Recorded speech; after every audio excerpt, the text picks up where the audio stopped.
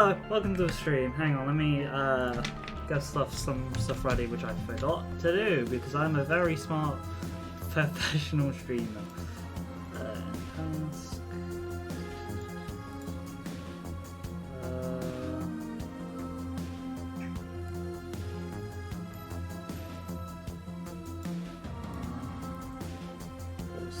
Okay, cool. Welcome one and all for the new series, which will be replacing Vampire the Masquerade Bloodlines. I was thinking of maybe doing the visual novel, or one of the visual novels. I might do that, though that would be hell on my voice. So we're probably going to do that after we do Dragonfall. Because I don't think usually Shadowrun games don't tend to be too long. And the fact that this game was a DLC campaign for Dead Man's Switch, I feel like maybe, I don't know how long this one will take us, but I don't think it'll take us too long. The last Shadowrun game that we played took 10 streams, which is like 2 months. Which in retrospect isn't that long. Anyway, we're gonna go with a new game. We don't have any other campaigns, so we're gonna go with Dragonfall. Normal, yeah. If you do not know what the Shadowrun setting is, I just need to make sure I do not have any custom portraits in at all. With female characters, so let's just... Cool. Yeah. Well, the last character. We played a female mage called Wildfire last time, so we're gonna go male. A male character. Probably... I kind of want to go physical out of that. Physical adept elf.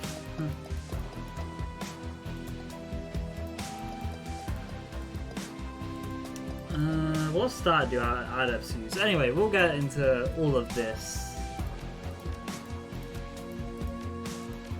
We'll get all into this. We'll have to explain kind of what Shadowrun is for people who aren't aware, because Shadowrun is a very strange saying as I lower the volume for myself, because this game is quite loud and I'm aware of that, so if it's too loud, tell me. Shadowrun is what happens if you mix the cyberpunk genre, charisma, and that's great, it doesn't tell me, I'm pretty sure it's willpower though. I can do that. Ah, yes, okay, cool.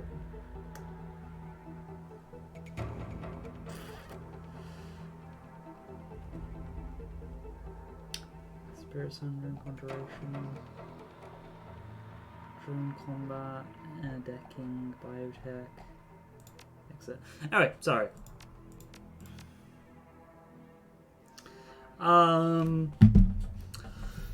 Let me actually say, so Shadowrun is what happens when you mix the standard Tolkien fantasy world of D&D with the cyberpunk world of Neuromancer, or, well, cyberpunk.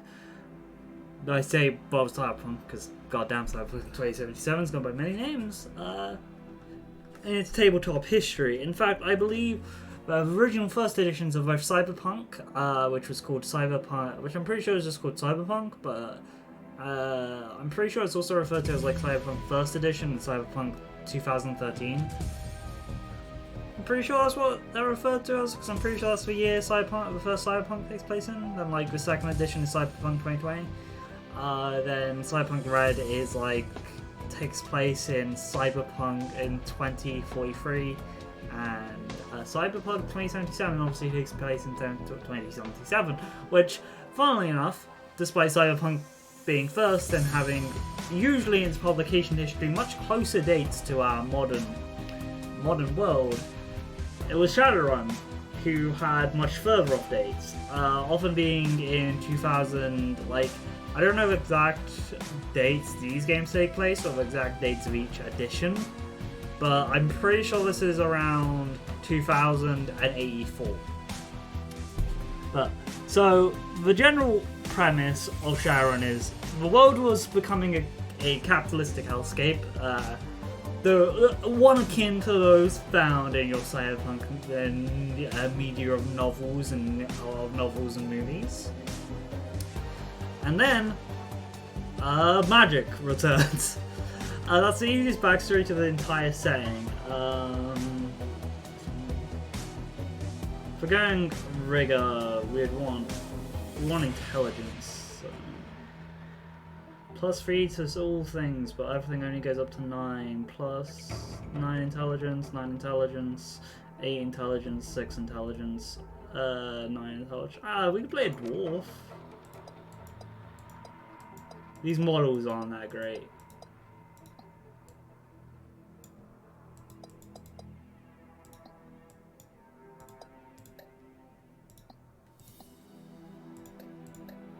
We can give him a different hairstyle.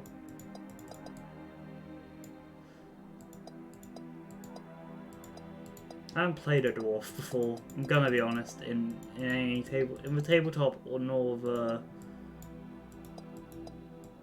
Hang on, can we just get some long hair? And not in a ponytail. And I'm not liking that look. We could also play a troll. Trolls get lower intelligence than everyone else, but they have. Ooh, that's in the same body. And okay, well, I mean, you could play a physical adept troll. Let's put these to links because so cool.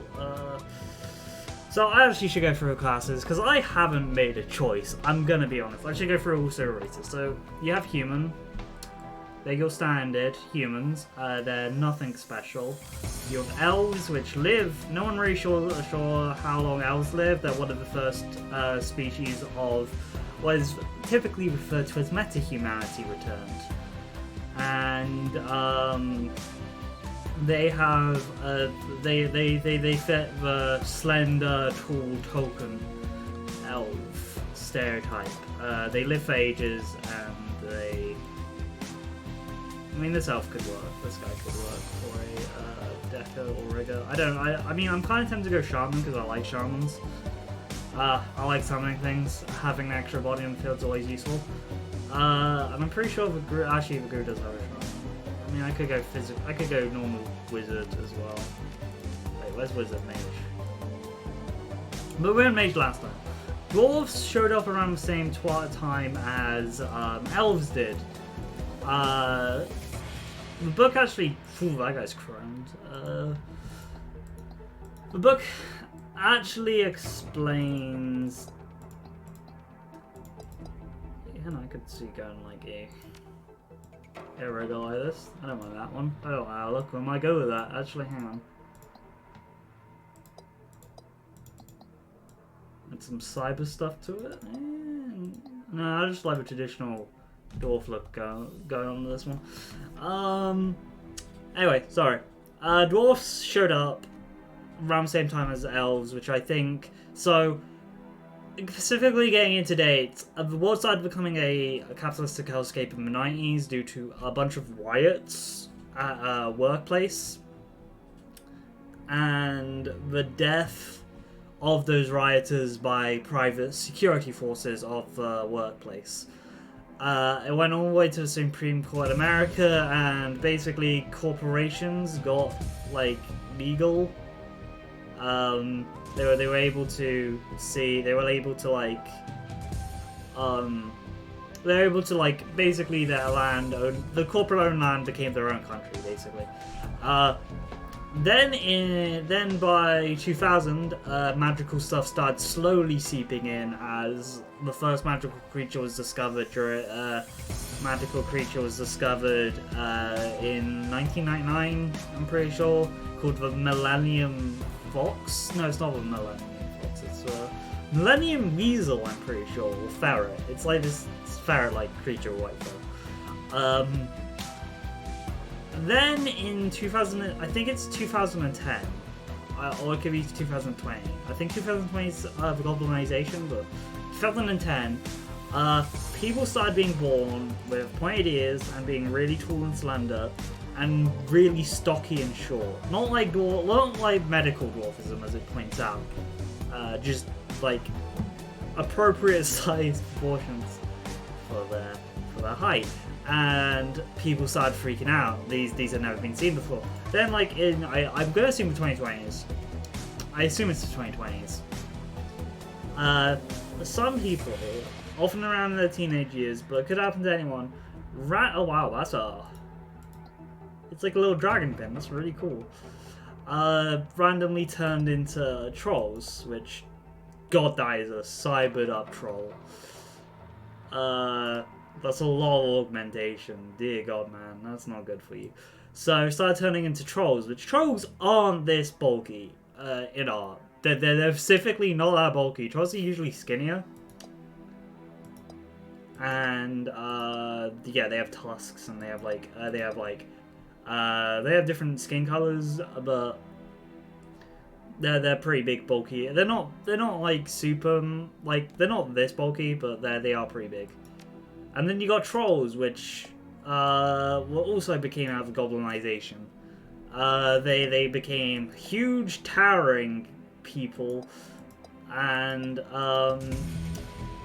there's an interesting thing about both trolls and orcs having lower max intelligence than everyone else. 8 for orcs, which is 1 lower, and 6 for trolls. The actual, like, there's 2 reasons, especially for trolls. One reason is that going through the process of goblinization as, like, a human who's suddenly growing into this will give you brain damage. Like, the body can't handle it, and due to that, that'll give you like a really bad concussion, which I'm not a fan of. The reason that I am a super big fan of is trolls and orcs are heavily discriminated against in Shadowrun society. Heavily, just utterly, they are not liked. So they don't often get the best education compared to even dwarfs. Dwarfs are considered, like, I'll get racism, but they're not as bad. But we're gonna play a dwarf. I'm gonna play a dwarf rigger because I want to play it like a shaman. Because the problem is, like, I know this game. It gives you a street sam, it gives you a mage shaman, a mage shaman. It gives you a decker and rigger later on, and it gives, I can't remember, and it gives you another like type of street sam but with guns. So at least physical adept and mage, really kind of for that one. Technically, it's also decker, not thing. So we could go shaman. Doubling up is an option. We could go so I should also explain the classes because I'm just throwing these out. Street sam are your fighters. They either shoot with guns or swords. They're just fighters. Mages, standard. They do magic. They wizards. Deckers are hackers. Shamans are like wizards, but are more focused on summoning spirits, and they're pretty cool. Riggers use drones, and physical adepts use chi, and that is tied to willpower. Yeah, dwarves can become... Actually, I'm so tempted to become a spell... Actually, physical adept dwarf, because I could reach a max here. Which actually... Yeah, no, that's not bad. We need some body, though. Do we have some body? Yeah, we have pretty high body to begin with. We could just go Tricep, increase spell slot. Okay, so hang on. Killing Hands, Magic Resistance, increase. Mana Fist. Yeah, no, we're just gonna put that in now. We're gonna be a dwarf monk, basically. Physical adepts are monks. They use chi and stuff. And I just realized that everything really maxes out for willpower for like all the races here, but dwarfs can go out to max. So dwarves are one of the best spellcasters and can become monks. And I was like, okay, cool, we're doing that. We're gonna go Shadowrunner because our character's a Shadowrunner. We're probably gonna go into Charisma just to get it, and then we need to pick our name.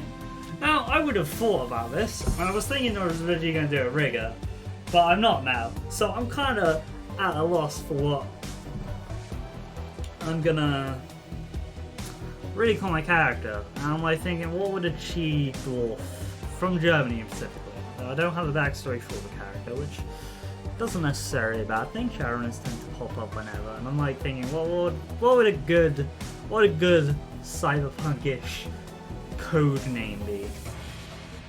And I'm like, Half Jack, Lady Z is like the ones.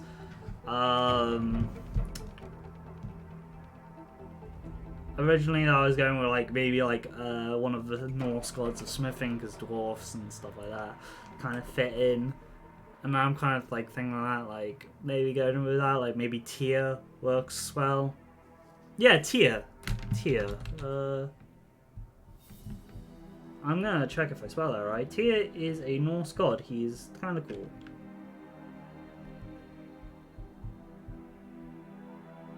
Did I spell that right? Yeah, I spelled Tyr right. God of War, bravery, blah blah blah blah. Tyr. Norse gods are interesting, and I'm gonna go with that as his code name, Tyr. Ironic, short. I don't think it would be No, I mean the model. I can't change the model. I can't change that. But do you want to go with that? He's actually missing a hand. We'll go with Tyr. Tyr the dwarf. Mythological names often is like a popular Shadowrun thing. I was also thinking maybe going with just Fist. Fist works. Open hand. Implies some level of pacifism. Open fist. Open fist. Hand. Hand works, but I just like a cross-legged monk. I don't know.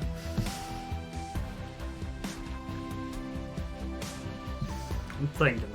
I'm using my big knowledge, because well, we could do that.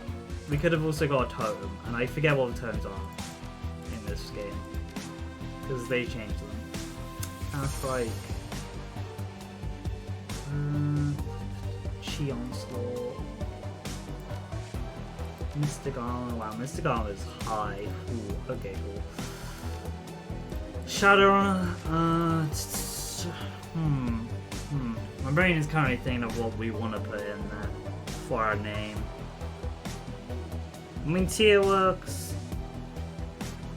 I'm also thinking like maybe going with the smithing angle.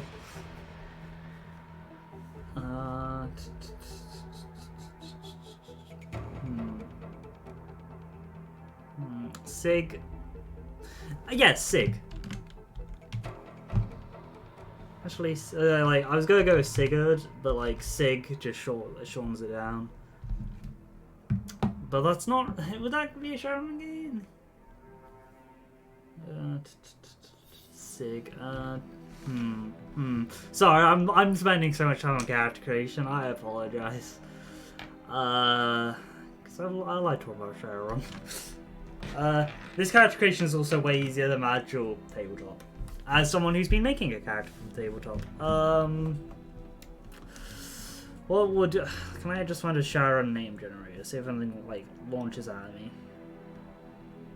I would get this up, but I don't want to mess around with like trying to capture my my Firefox name generator.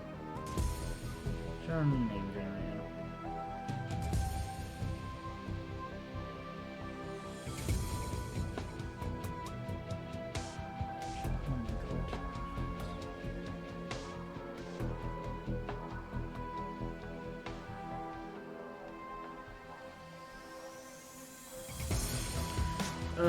God, I hate coming out with names. Names are really difficult, especially for Shadowrunners, because they need to like say what you do, but also like not give it too much away.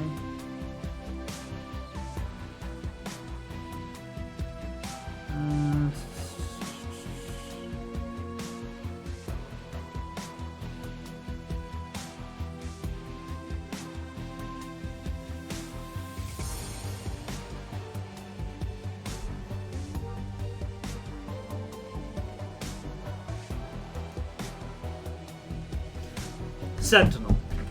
Actually, no, that implies I'm a tank, which I'm not going to be, but yeah, I like Sentinel. Sent for short, we'll call him. Actually, also like Solo was another one, Sentinel.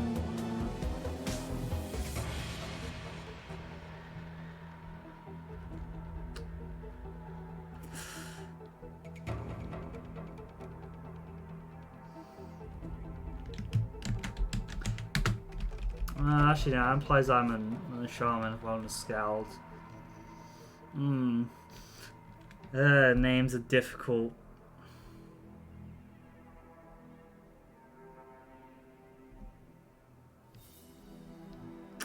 I hate names. They're the most difficult thing ever.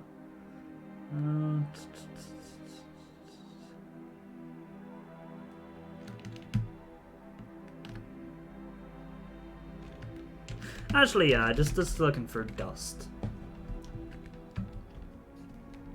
Don't know how he got that name, but he did. He got that name, Dust. Probably a story behind it, but we'll think of that story as we go.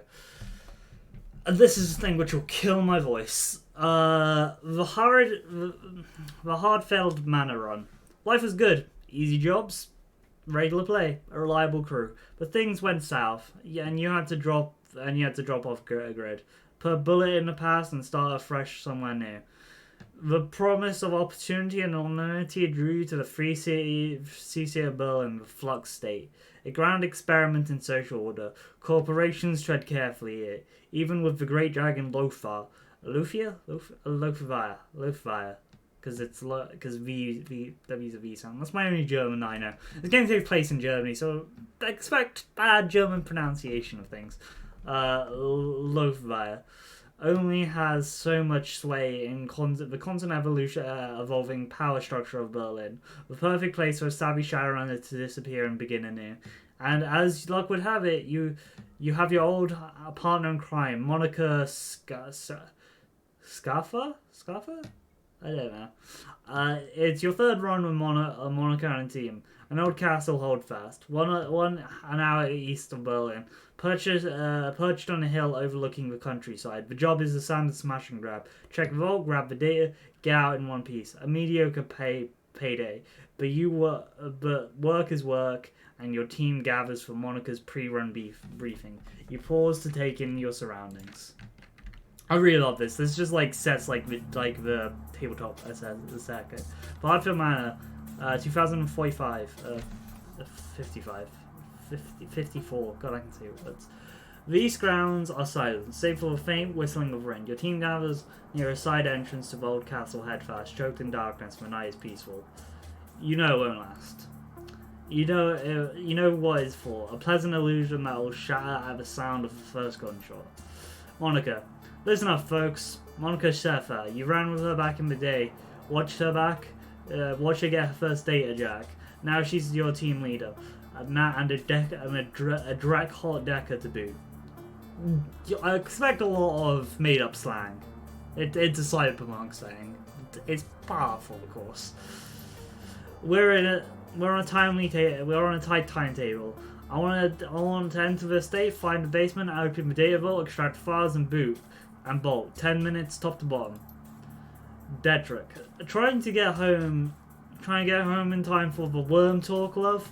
Dedrick. Shaman. The old man of the team. He smiles at her. His facial tattoos withering in the moonlight.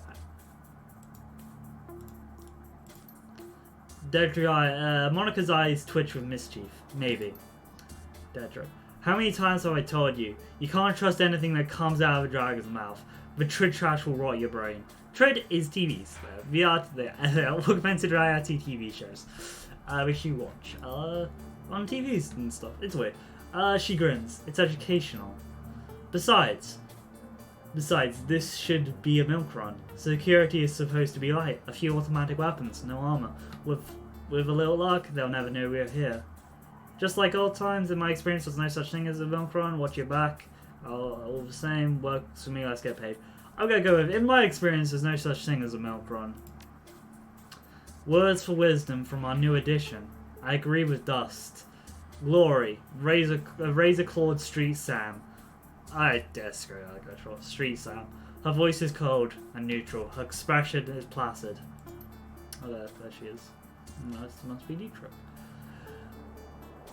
There only may be private security there, but their bullets don't know that. I can patch you up if I have to, but I'd rather not have to. You people need to relax. We're professionals, remember?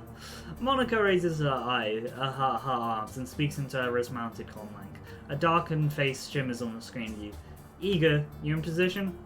The comlink crackles and response back comes low and soft. Softer than you expect from a troll. Affirmative. The alarm lines have been cut and I have a clear line of fire on the state's... Oh, sorry for the burping. Pardon me. Affirmative. The alarm lines have been cut and I have a clear line of fire from the state's survey exit. When you exit the building, the path will be clear. Excellent, thank you, Eager. Just doing my job. Eager out. The comment goes dark. Monica winks at you as she drops her arm. See, we're professionals. Alright, people, enough cheer. Our client wants the data from the vault, so we get him the data from the vault. Quick, quiet and quick. You said quick twice. She grins. Worm talk is on tonight. Glory raises an eyebrow slightly. I told you, it's educational. We need to grab our gear. It's weird that we left it in the truck. Grab a weapon. We might not even use a weapon, but we'll take machete anyway. Grab the rest of your kit. Leave the van. We do want to check out our kit. We can always switch to fists, and we got this. Passive unarmed damage increase. Okay, cool. So this is a classic RPG when you're in like this environment. It changes once you get into combat, and we'll see what happens when we get into combat. This is a place. Oh, spirit summon. There's little things. There's little like shiny shimmers on the ground. Where did it go? I thought I saw one. Never mind. Ooh, that's cool. I thought there's a little shining shimmer on the ground. It usually means you can summon a spirit there, which means there's going to be a fight there. This is very pretty. Let's go in here.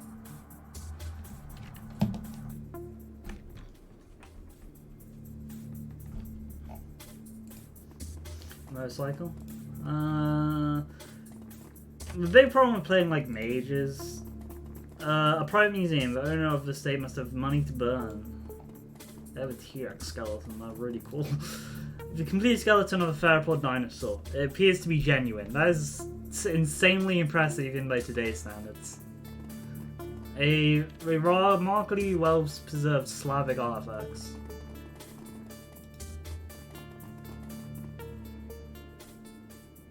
The vase in the case looks straightforward and very valuable. A fine scrollwork of lapis and golden leaf decorates its exterior. The interior shimmers with organic beauty of an Avalon shell. The fixer could probably move this thing in a heartbeat. You can't help but notice the glass encasing it looks awfully flimsy. And then walk away. Maybe I'll come back for you later. I mean, I have high will. Dusty has high willpower. He needs to have high willpower. The casket is displayed a case of decorate. The casket is a display a case of decorate inland plates and ivory skimshaw, whatever that means.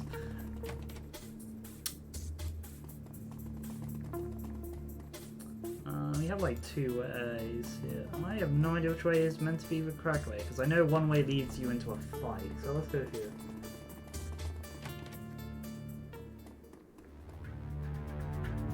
Okay, close. So combat is XCOM. Oh, they changed the UI, that's much better. Makes 2 melee attacks on the target, increases your chance for critical damage.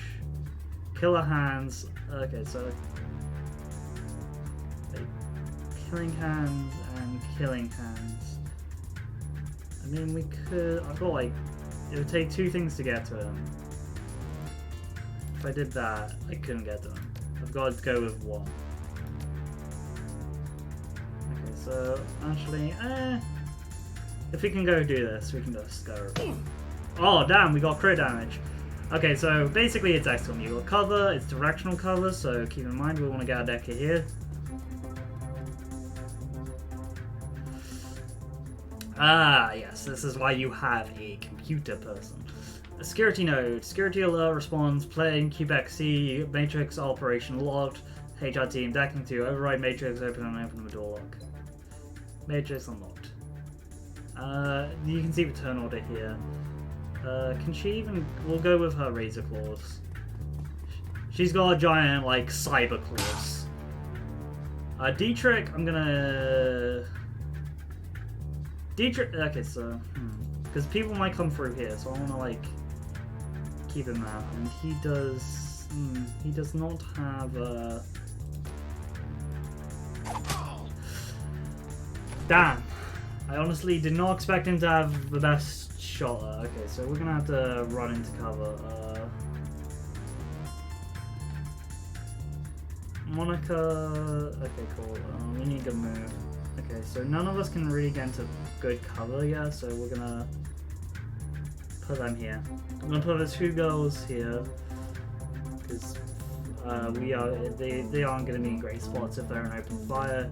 Dietrich has electrical, which I can't really get into now, but he could put Heist on light cover. Should have used Haste first. It's one of the best spells. It is really good. We can get her into cover. That's all we need. Monica, that's fine. Enter. We've got two enemies. They each have 2 bits of movement. Why would you take a shotgun shot from that? Okay, so we're gonna go with Dietrich first. I'm gonna go with actually, whoops, did not mean to do that. We can move her here.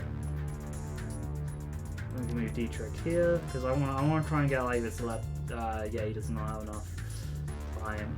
Aim, increase aim on here. Because we're going to be running up and punching these guys, I'm pretty sure. Yes. 7 damage, not that great. We're going to get her out here. Don't think she's got line of sight on anyone. She can take off a shot here. Let's focus on this person. I mean, we can get to this person.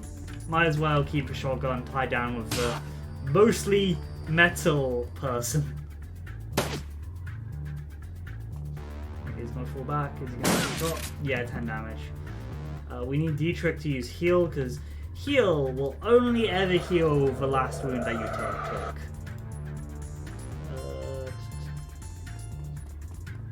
took. It is a pain like that. Okay, we took down that one. I'm pretty sure she can take care of this guy. Cool. And we're all back. Okay, so that went well for our first combat. So yeah, it works like XCOM. A lot of it, though, unlike XCOM, is focused on which actions you want to do first. Oh, okay, so that little sparkly bit here is spirits. What the hell is that? How does this happen? We want to get Dietrich in so you can summon a spirit is one of the main things here. Wait, well, okay, wow, we can go down there as well. We'll go do that after. Actually, Monica, you go do this. I want to make sure we're not missing anything.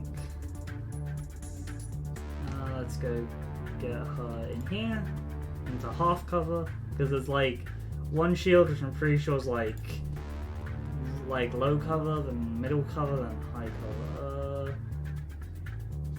Okay, cool. We're gonna do that on Dietrich next time. Ooh, that's a lot of enemies. Oh, that's a big orc. And we got a mage. Alright, alright.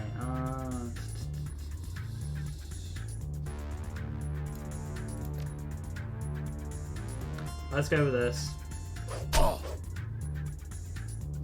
Let's actually see what's going on in here. Yeah, okay, cool. This is gonna be interesting. We need to get this one. Glory? Glory, please? We're doing a bit of a reckless thing here, but we need to take out... So this guy over here is a mage. We need to take down a mage. Ooh, and we are getting beaten. Our poor dwarf here is getting beaten up. Gloria here has a lot of healing, and apparently she's good at it, so we'll go with medkit. We will take down this guy. Oh, that's pretty brutal. We're gonna jack in. Confirm. She's in the Matrix now. That's just the computer thing. I don't know how to describe the Matrix currently. We are gonna go onto here. Okay, I'll take that chance to give it a lot of Datrix abilities. I'm gonna try and get it. Cool, we got rid of the mage. Just all enemies are in 3 squares. Can't go around. I mean, I might as well get it. So, fun thing about spirits is they are very. I don't know how to describe it. Spirits are a thing. They are quite bad and dangerous. And oh, we are in the Matrix. Assassin program execute. Okay, so you saw all the mage things that we had in the physical space. Deckers do that, but they do it in the digital realm.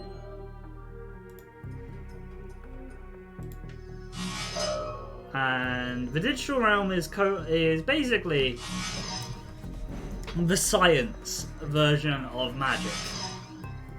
Is the easy way to describe it. It's a science version of magic. It's okay, so we should be able to finish these two programs off with the assassin. No, we can't. Whatever, we'll do this. We're on Ranraku. Okay, that's our deck, I think. Alright, so what's over here? Because there's like... Of course. That's white. Okay, so white... So... This is just going into like a lot of like the theming of like Shadowrun. Shadowrun has a very like duality thing to it, where half of the world is science, half of the world is magic, and we just need to take out this guy. Can I even make it to him? No, I cannot. It seems. Not with that attack. With this attack though, I can run up.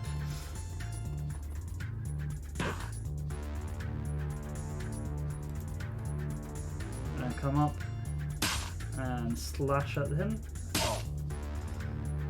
Dietrich, I'm gonna get rid of.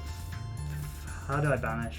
Yeah, we're gonna banish it because I don't want like it to get too complicated. We'll activate our shaman because he's a shaman. All damage. We should have done that beforehand. So decking stuff happens in the middle of combat. So when their turn comes up. We'll get rid of this. Let's go get that data storage. Pay data required, yes. We're just gonna jack out. Can we just jack out? Is that gonna harm us? End turn. Yeah, cool. Just seriously jack out. We're not in too much danger. She is knocked out from that.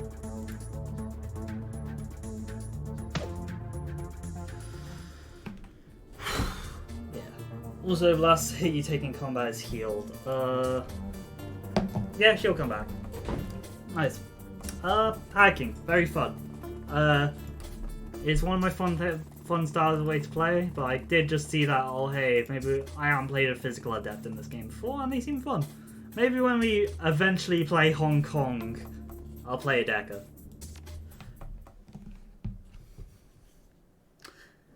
The hard-filled mana run. So far, so good. If you've skirmished with a security set of alarms, you don't hear them. Monica leads the rest of your team downwards into the basement of hard-filled mana.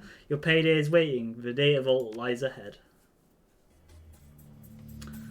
Dietrich eyes the door and turns to Monica. That's a big frickin' vault. Lieberchen? Bigger than the one on the schematics. The schematics don't have a date. Our client may have old intel. Still, our instructions were clear. The data we're looking for should be on the other side of the store.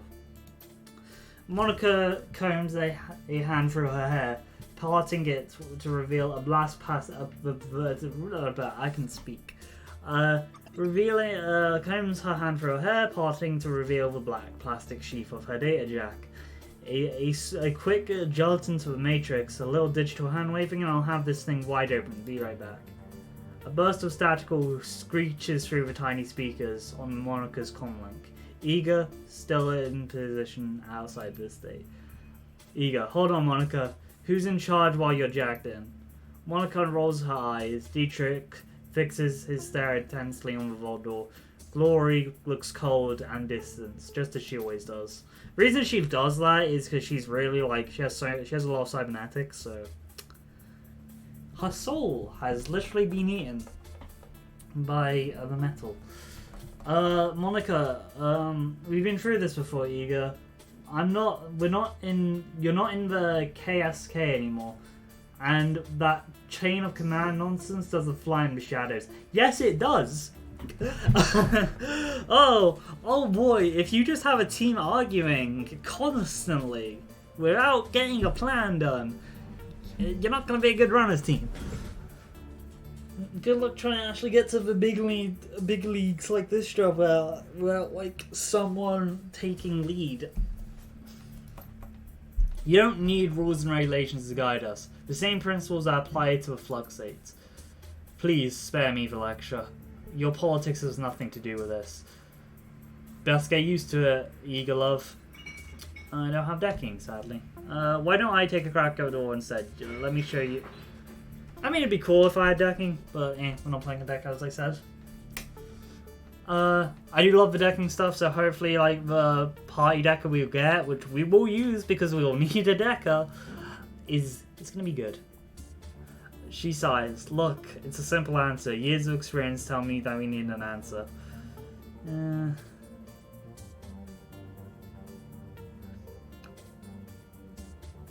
I'm probably gonna go with, I agree with Dietrich. If someone needs to take charge, it'll happen. That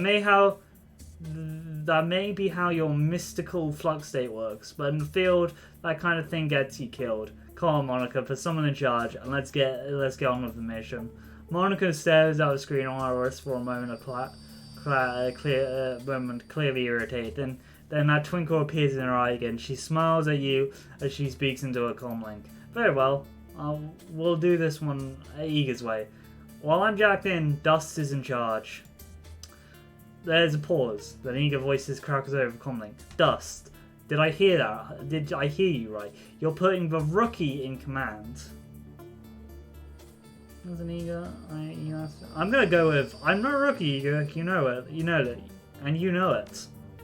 Monica cuts in, still smiling. You heard what I said, Eager? This is ridiculous. I know this is a joke to you, Monica, but I'm telling you. Eager. Monica's tone is all business. Evidently, she's heard enough. The decision was made. You have your answer. Also, yeah, my model's looking at my other monitor. Just sorry if I'm looking to the side for that. Acknowledged. Without another word, Eager's image flickers and fades from Monica's communicator. Sorry about that. Eager can be inflexible. The legacy of the military long career. But she knows what she's doing and she means well. As long as she follows orders, she can... Yeah, no swear. I'll buy her a beer and talk it out after run. Good man. Eager's skills and experience are inevitable for this team. Invaluable to this team. It would be good to have her on your side. Okay, enough chat. Okay, enough chat. Let's get this done. Monica turns towards the door, fingers posed on the controls of her cyber deck. I don't really know how to explain the cyber deck, other than it's a giant keyboard that you have on your back. If you Neuromancer, you'll get a much better clear visual of how decking works. Because they just took it from that novel. Aside from Matrix, vastly looks weirdly different than the net in Neuromancer. And AIs aren't evil. Well, they can be, but they're not usually. Monica, well, it depends on where the AI is coming from. Monica turns to the door, fingers posed on the controls of her cyber deck, and glances back at you, going, "See you on the other side."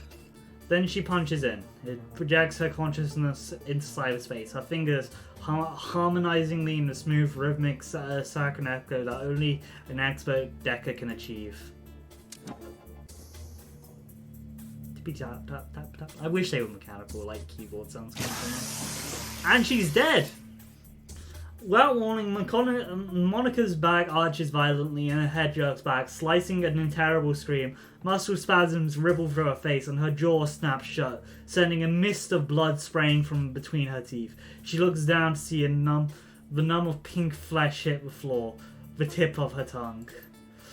The room explodes into action. Gloria leaps towards Monica, hands outstretched to yank the cord of the data jack. Datrix swords forwards to wrap her fallen team member, fallen Decker in a bear hug, holding her against the convulsions that wreck her body. With Monica's unearthly scream still ringing sharply in your head, you are only dimly aware of the door slamming shut behind you.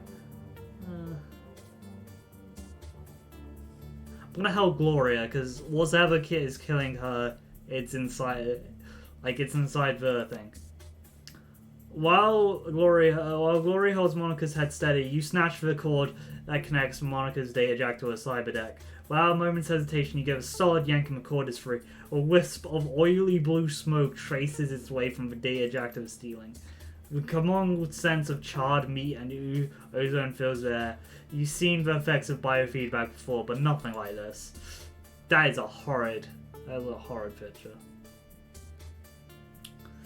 Suddenly, Monica's eyes flutter open. Also, I love that how they use skills in this game is great. Monica's eyes flutter open. Muscles tremors still continue in her disordered face. The blood oozes between her lips.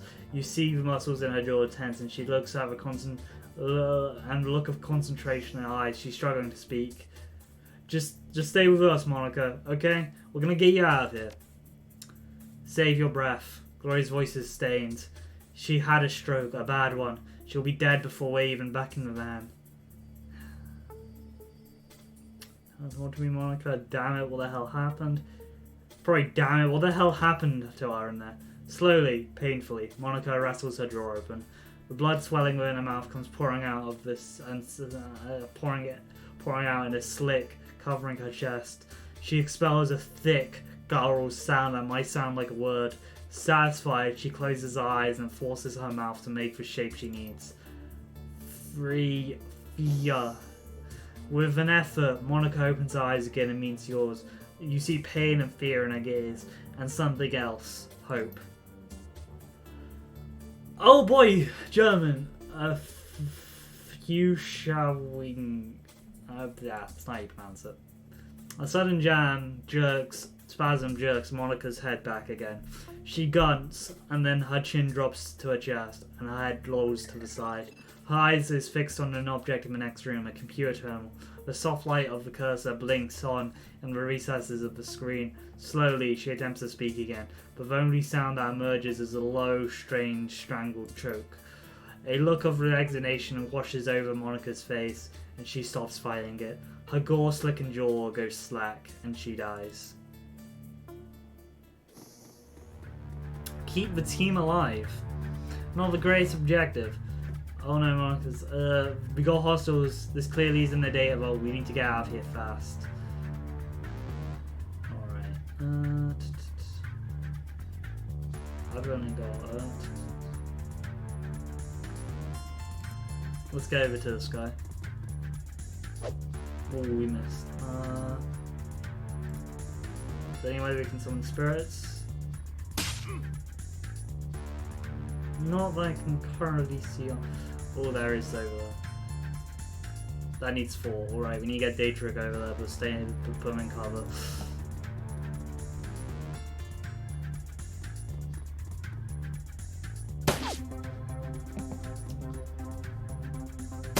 Oh, we are in very melee focused team. Go down here.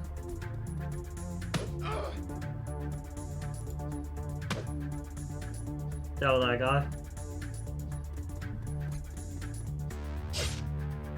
Ooh, glory, come on. I'm gonna try and get Dietrich over here as much as possible. This works. Unless someone comes back out from there.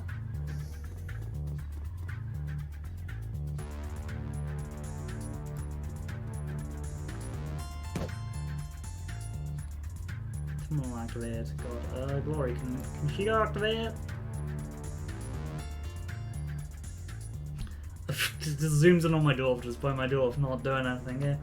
MC POS, build and maintenance software version 1, command lane interface, dust.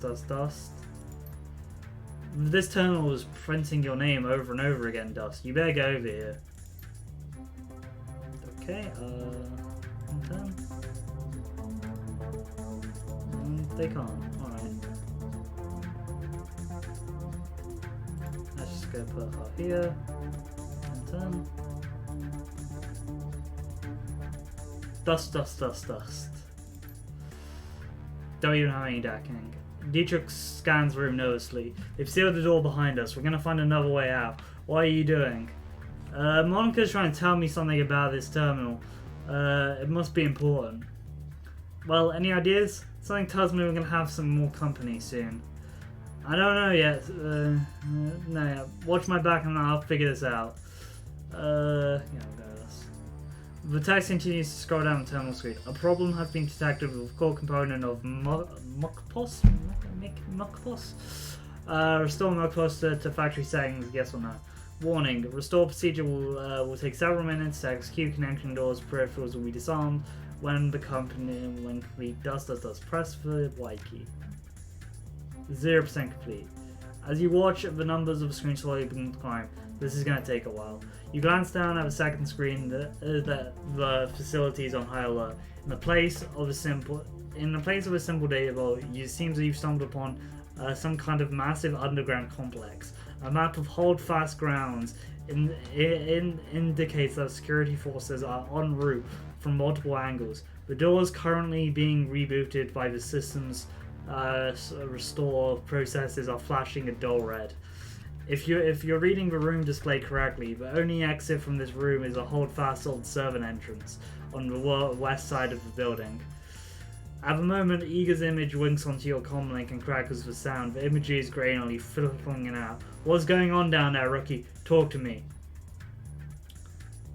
Monica's down, Eager. The vault was a setup. What? I'm sorry, Eager. We couldn't save her. Now we have to get out of here. Look for an old servant's entrance on the western main ground. We will rendezvous with you there. Eager's silence is thick, but she finally responds. Her tone is professional. Roger that. She cuts out without another word. Glory turns to face you. Her movements smooth and robotic. Her voice comes out in a frosty monotone. What's the play, Dust?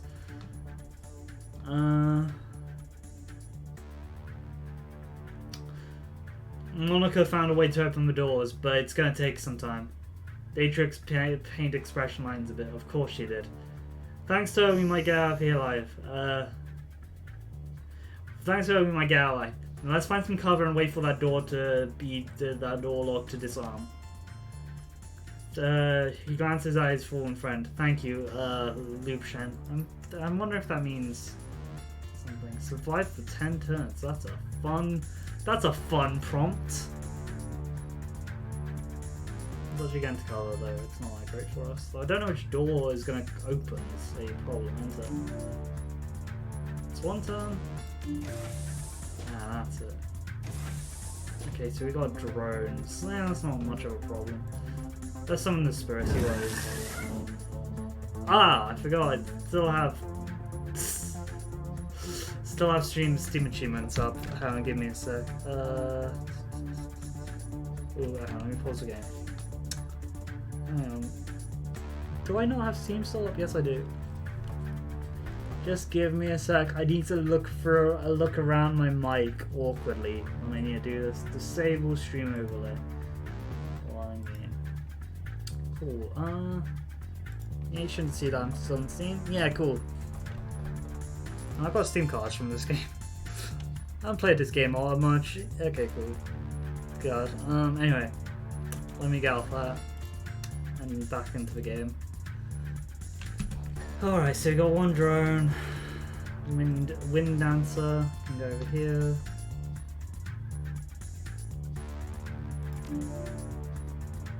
Oh, okay, we actually got people. Ooh, that's not good.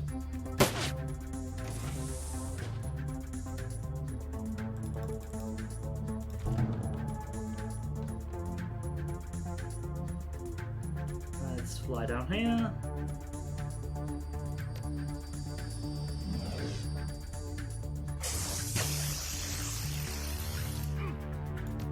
Electrocurrent.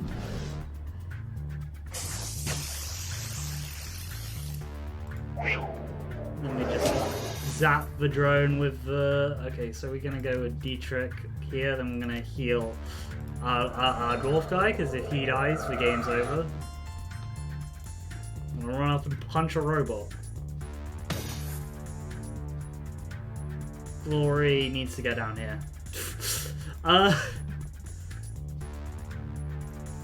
End turn. Ooh, okay, they're coming up from there. Ooh, that's lucky. Okay, that's not so lucky. Got that down. Gotta go over here. 20% chance. We're gonna have to. Ooh, okay, so we're gonna have to banish the spirit. That was getting too risky for this situation. Spirits being risky is something I do not like. Moving over here. Okay, cool. We got that. Hopefully they... Okay, cool, they're running out. Are they gonna target me? They're targeting... Oh, we got a big troll. That's not great.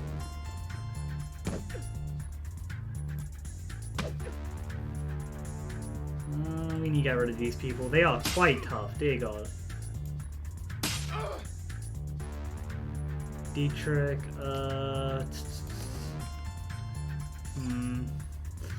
what other smart cool be there?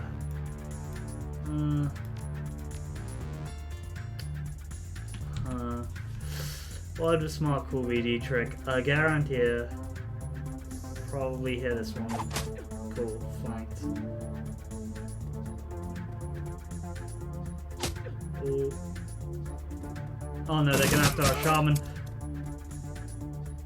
They went after our mage! I say, not surprised. The figure lopping towards you is big, even for an orc. The majority of his body is sheathed in a suit of heavy overlapping plates. What you see of his face looks raw and slick, like old scar tissue stretched tight over his skull. He wears an expression of someone with supreme confidence. Alright friends, playtime's over. All you Shadowrunners are the same. Skulking, stealing, sneaking. Steal a vase or two from a museum, no harm. Maybe I'll let you scamper away into the night. But now, it's too late for that sort of generosity. Visitors aren't welcome down here.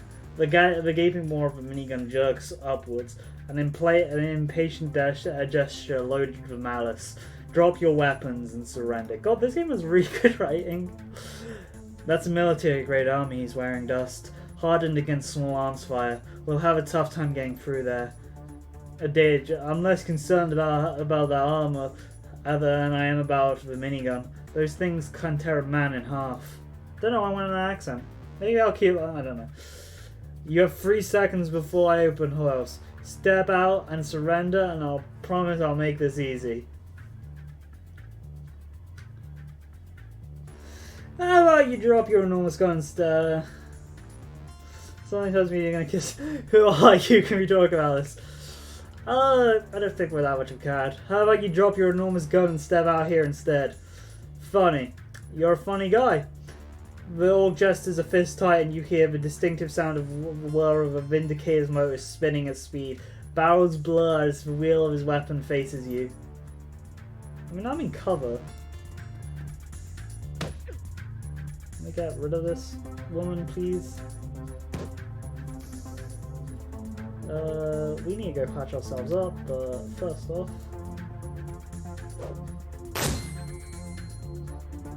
Oh, it's an AP grenade. Okay, I understood. No, it's not gonna work. Whoops, I keep doing that. We probably want to stay behind some pretty heavy cover. 8, 9. Okay, cool. Let's go that. Okay. Flip. Yeah. Okay, we need to get out of here. Obviously, there's a drone now. That guy's still unconscious.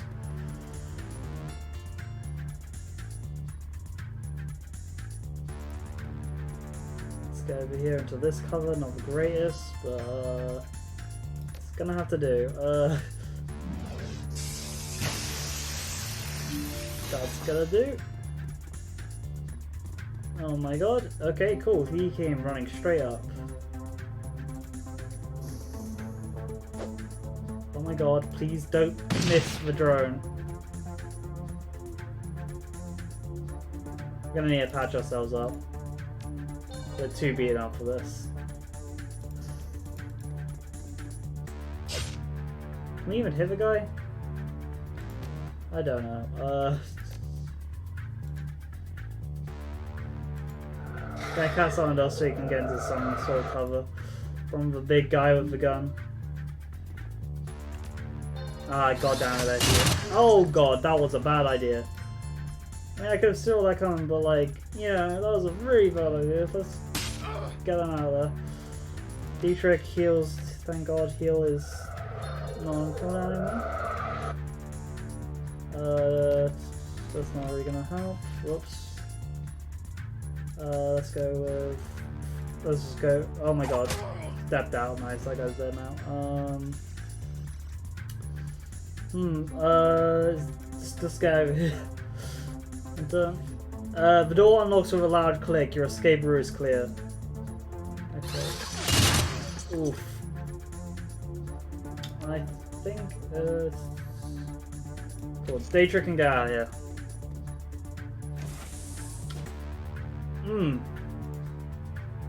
I hadn't been prepared for it not to be like an instant escape room. That's a bit of an issue. Yeah, we'll get it through here. And okay, we've got people coming from the other side. Of course we would. Okay, the guy's glitching out a bit.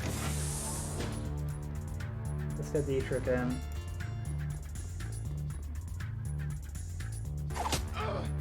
That's just good damage.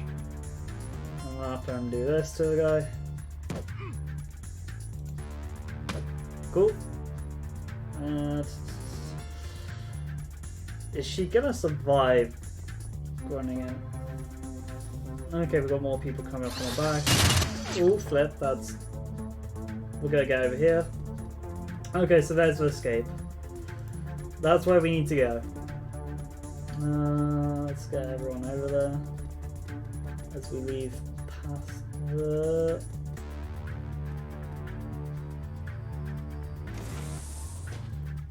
More people are flooding in there. Oh, we gotta go. Oh, we gotta go.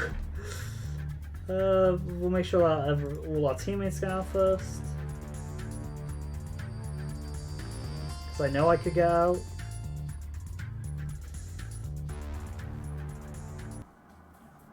Ega reads from her corpse-strewn porch at your approach. From look on her face, it's obvious that she's already sized up the situation. I know it was gonna happen. I fucking knew it. God, I felt so harsh in that voice. We can talk about this later. For now, we need to bug out. Yeah, probably that's the best situation.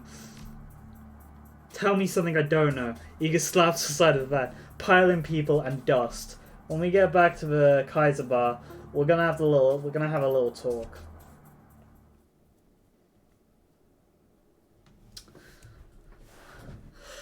I probably pronounced that really wrong. I'm sorry if anyone who watches these streams is German. This is gonna be painful. The Kaiserberg. Kaiserberg? I'm gonna go with Kaiser bar. Sounds better. I don't know. Maybe it doesn't. I can't speak German. Kaiserberg, home to nearly half a million people, and until very recently, Monica Scuffer. Once a melting pot of cultural diversity, it's now a chaotic mess of wealth, poverty, crime, and commerce, anarchy, and control. It's also home to your little slice of Berlin, a neighborhood that the locals called the Kaiser Bars, a safe port in the eye of the storm. Right into the Kaiservan was quiet. No one is in a talking mood. As the van veers past portholes and garbage piles, the glare of the street lights and neon signs play across the window, painting the world in a kaleidoscope of garish colours. Soon, the van runs around a corner and skids to a halt in a narrow, crumbling alley. This is as far as Berlin's chaotic streets will take you. Your team wordlessly disembarks from the vehicle, climbs down into the disused station of a U-Bahn tunnel station, a well-kept secret spot, providing a team a safe passage into the Kaiserbahn. Your safe house awaits you on the other side. I really like the use of the underground trains. Let's go inside. Can't happen fast enough, love. Sooner we get in, the sooner I can get drunk. Well, you can tell Datrix's been a Shadowrunner for a while. That's the attitude of someone who's been running for ages. You step inside, and the squalor of the disused U-Bahn tunnel gives away warmth of your safe house. A man waits inside, silhouetted against the dim fluorescent light. Pool Ambus. Something bad has happened, hasn't it? He steps forward, revealing a pale expression on his face, light glistening in the steel rims of his glasses. Paul Armisen, your team's fixer and landlord, part-time dealmaker, part-time informant broker, one of the most well-connected men in Berlin. His eyes sweep across the team as he takes it in. The grim face, the hard stares, Anger's fury, Monica's absence. I had a feeling. How did she? His face has gone ashen. He swallows, takes a moment to chew out his words before spitting them out. How did it? Why is the writing for this game is so damn good? I love how it uses like. If I can describe how the writing is good in this game, which I should be able to, I somewhat did writing. I did writing. Okay, so how I describe the writing good at this game is this is a microcosm of it, but the game is really good at using metaphors, and it uses often a closed metaphor. Well, I'm just making up a term, but it often uses metaphors, but in more than one way. He swallows, which is like a physical description, takes a moment to chew on his words before spitting them out as a metaphor. That is a very good metaphor because it gets across the thing, and it's tied to like a physical action. That is why I think writing is one of so good, and it's so good in this game. Ron's sound one minute she was cracking for 7 minutes, she was on the ground. Something in the also screaming got her while she's jacked in. It was over in an instant. I've seen Monica hit black eyes before. This was something worse. I'm gonna change my accent for Dead Trick every time. Glory nods. Her motion robotic and spare. Her motion was robotic and spare. Monica died in a biofeedback-induced stroke. Igor, that's right. Thrust a gloved finger to your chest. And this idiot stood by and let it happen. Brush your finger aside. There's one thing. You know what you want in the room. Poke me again, I dare you. Ignore it. Let it happen. She jacked in. She screamed and she seized. By the time we saw she was in trouble, it was already too late. I'm gonna go with that. Yeah, because you never bothered to learn what to look for. Muscle contractions. The micro tremors are a good indication of a decker's distress. I'm assuming you didn't have anyone to keep a lookout for those. No, if you had, my friend wouldn't be lying dead in a basement. Oh, shove off, Aya. We all on the lookout for physical security, dust included. Throw him under the bus isn't going to help with anything. Under the bus is exactly where he belongs. Ega turns to Detrick. She towers over him, but he stands his ground. I respect you, Detrick. You know that. But you don't have my training. None of you have. Monica was good. She was the best, right? But she was also overconfident. She treated the job like it was a game. No, do that long enough, and you're gonna get burned. Vega turns the focus back on you. If you had paid attention, you'd have figured it all out on your own by now. You've known you know that Monica had been watching as much of the. You know that Monica needed watching as much as that door. Enough, Eager. Amzel's voice is hoarse, his expression blank. Enough. Pushes her head. Pushes her head, heedless of interruption. Her voice remains measured, but there's fire in her eyes. How many seconds pass between Monica's first convulsion and her blood getting pulled? 4? 5? Do you know how much damage biofeedback can do in a Dex brain in 5 seconds? Look, this won't. You don't have to answer that. Of course you know. Monica died while you stood there and watched. This is all your... that is enough. Amzel's voice comes out as a roar, and his fist smashes down on the desk behind him. Eager, you and Dust can have it out later, but I've had enough. We need to talk about action. Our client sent you into believing this was something much bigger. Our client sent you into something much bigger than he'd lead us to believe. I want to know why. Right there with you. This is supposed to be a milk run. No, it's never a milk run. Guys, if you're that skilled as Shadowrunners, as the game has presented like this team with Monica, as very high-class Shadowrunners, someone offering you a milk run is slang for like a very easy run. Hence, like just running to the store for some milk. Which, hey, depending on where you live, my model. Depending on where you live in Shadowrun is not exactly the most easiest task, but.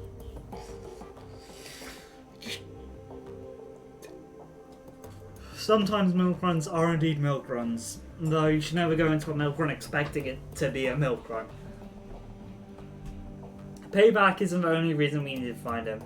We saw something back there, something that we weren't supposed to see. It's a fair assumption that we're still in danger. He pauses, rubs his temples. Agreed. And to neutralize that danger, we need to know who we are dealing with. Let's review events that transpired tonight. The smallest detail could be important, so hold nothing back.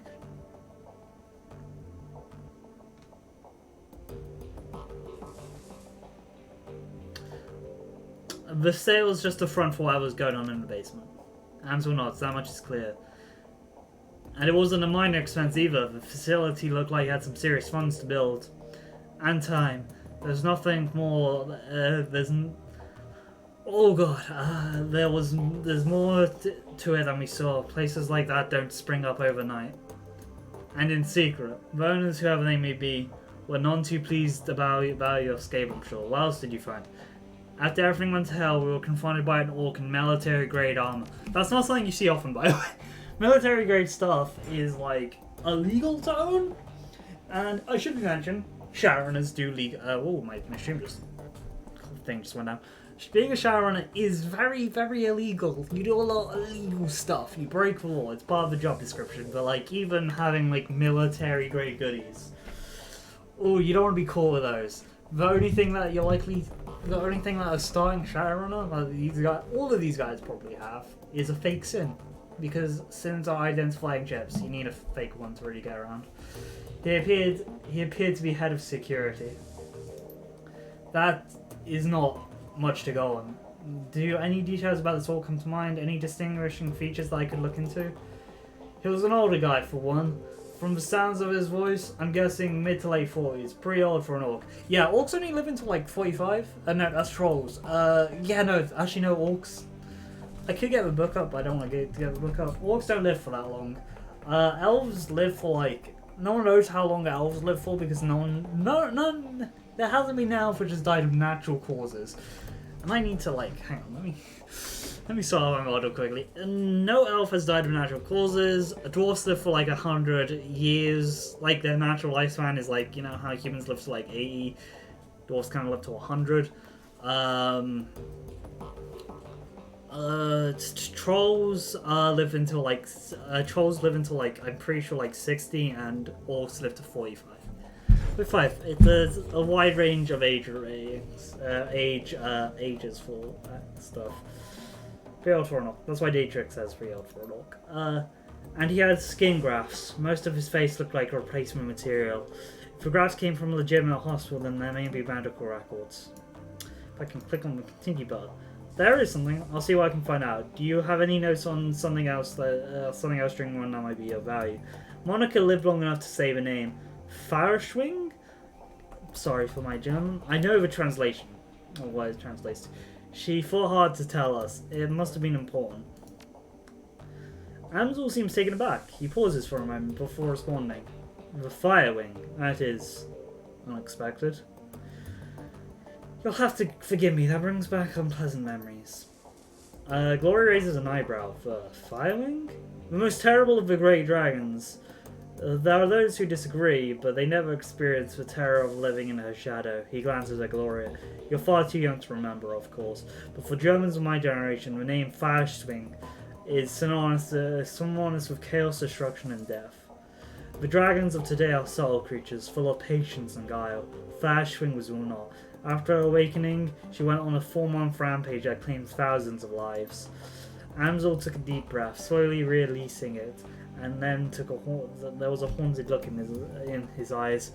Those were dark days. Countless men, women, and children were slaughtered, roasted alive in their homes by a creature of legend. Hope for salvation was no end in sight. It was a horror that cannot be underestimated. Understand. Then what stopped her? I can't imagine that rampaging dragon would just go away on its own.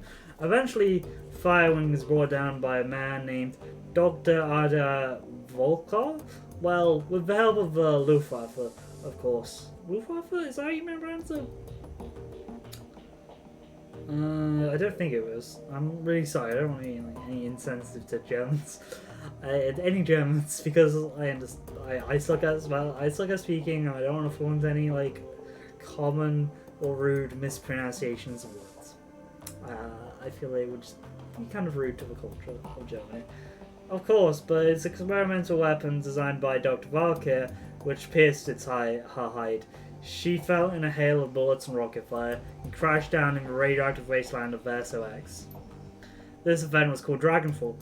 Dun dun dun! The name of the game. Safe, alas, from the dragon's wrath, Germany celebrated Volker as a hero, our own Siegfried, a modern-day dragon slayer. My own family in particular worshipped the man. If the Dragonfall was so important event, as you make it out to be, I'm surprised that I've never heard of it.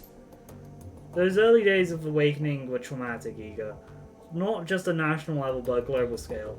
New species of awakened animal were being discovered daily. Within 2 years of Dragonfall, the active use of magic had returned to the world, a new source of terror for a bewildered public. And in 2021, the sudden emergence of orcs and trolls I did get that right. Hell yeah. 2021. Sudden emergence of orcs and trolls gave rise to a new wave of global panic. Luckily, orcs and our world isn't Shadowrun's world. Though I did remember seeing a meme going around on the day that globalization was meant to appear, that people were being disappointed they didn't get turned into an orc. Or troll. Fair enough. Though the lifespan, getting cut in half doesn't feel that great.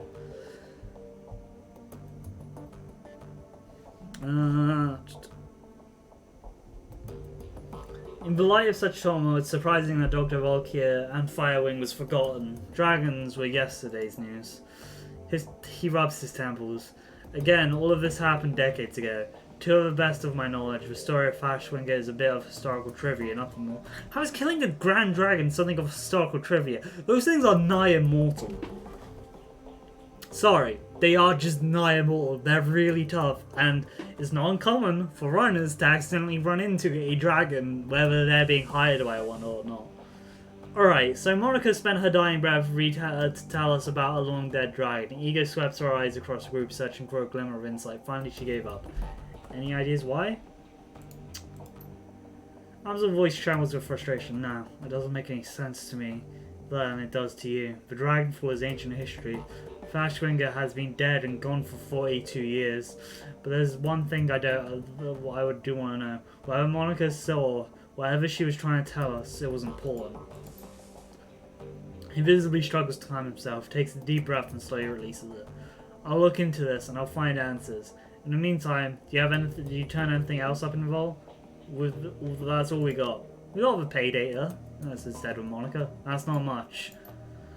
Amsel Amsel nodded, his face down and haggard. It is a fin, I agree. It is a fin, I agree. A basement, a middle-aged orc with skin grafts and a long-forgotten world event.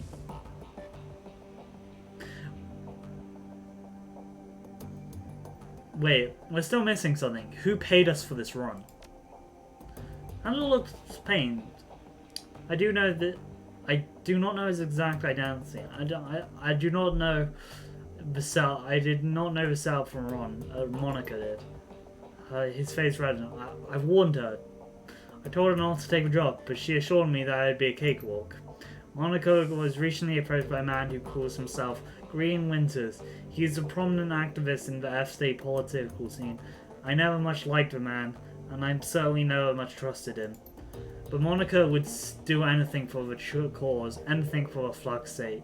He sighs.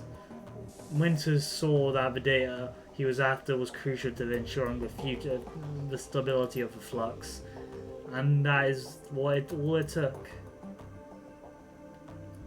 Sounds like Green Winters is our best lead then. Yes, most definitely. It's clear that Green Winters is involved in something much larger than he led Monica to believe. Then he probably finds out what happened in Ron. He'll probably be going down rabbit. We'll have to chase him down before that happens. So any information on Green Winters? So we need information on Green Winters, and we need it fast. There's a man in the Kuzbar, a Turk named... Alright game, alright. I know that's probably a real name, but I'm not going to even try and pronounce that. Ultug. We'll just say that. That is probably very wrong. Here's a little soy calf shop down the way from called the Cafe Chez. Wow. This man is a purveyor of information, and I've done business with him from time to time. And you think he knows something about Green Winters? Amsel nodded. When I discovered Monica's renewed association with Green Winters, I contacted Ultag. One of his people has been keeping tabs on Winters ever since. As I said, I don't trust him, man. Best to be cautious in our line of work. Should I go meet Ultag then? Yes, tell him I sent you. I'll do what I can to dig up information that you've uncovered already. Sparse though they may be. And we gain some karma. Doggo! We need to go talk to Doggo. No, yeah. Okay, cool. Then please continue working. We'll talk to everyone in the group. First the dog. As you stand towards the safe house, a large, four-legged form steps out of the corner. Dante, Monica's dog, an enormous mongrel intimate breed. A low whimper emerges as he enters the room, head hung low. Oh shit, Dante. Oh, that's a good reaction, buddy. Daedric says, don't worry, boy. We'll look after you. At the sight of Monica's dog, Amsel's eyes well up. He inhales and he can't quite catch his breath. He started whimpering about an hour ago. Turned into a full-blown howl. Wouldn't stop. Kept. He closed his eyes and that's when I realized something bad had happened. The dog looks down into you with those huge brown eyes. You see intelligence and sadness. He lets out a small whine and rubs a hand against you. I'm like the same height as this dog, by the way, as a dwarf.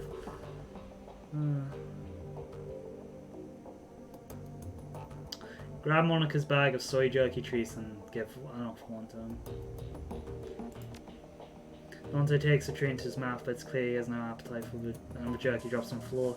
He leans against you and looks more mournfully, presses up against your leg.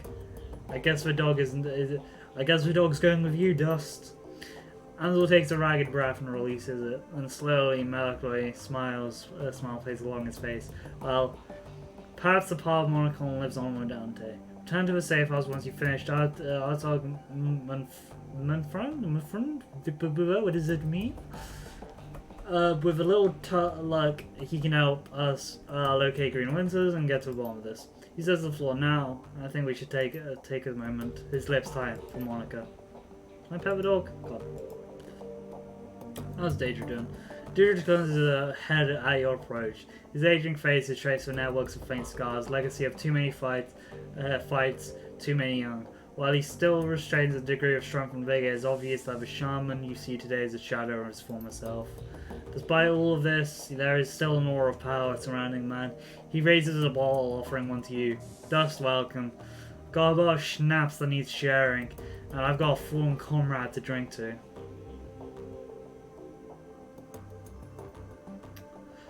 Take a bowl. To Monica. Prost.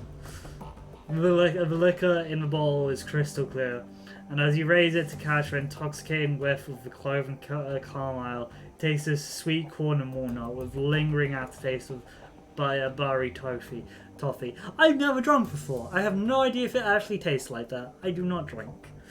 You swallow a swig, then return the bottle to Daedric, outstretched hand. He takes a long pull of the bottle and looks into your eye with you. Let me ask you a question, Dust. What made you choose to come to Berlin?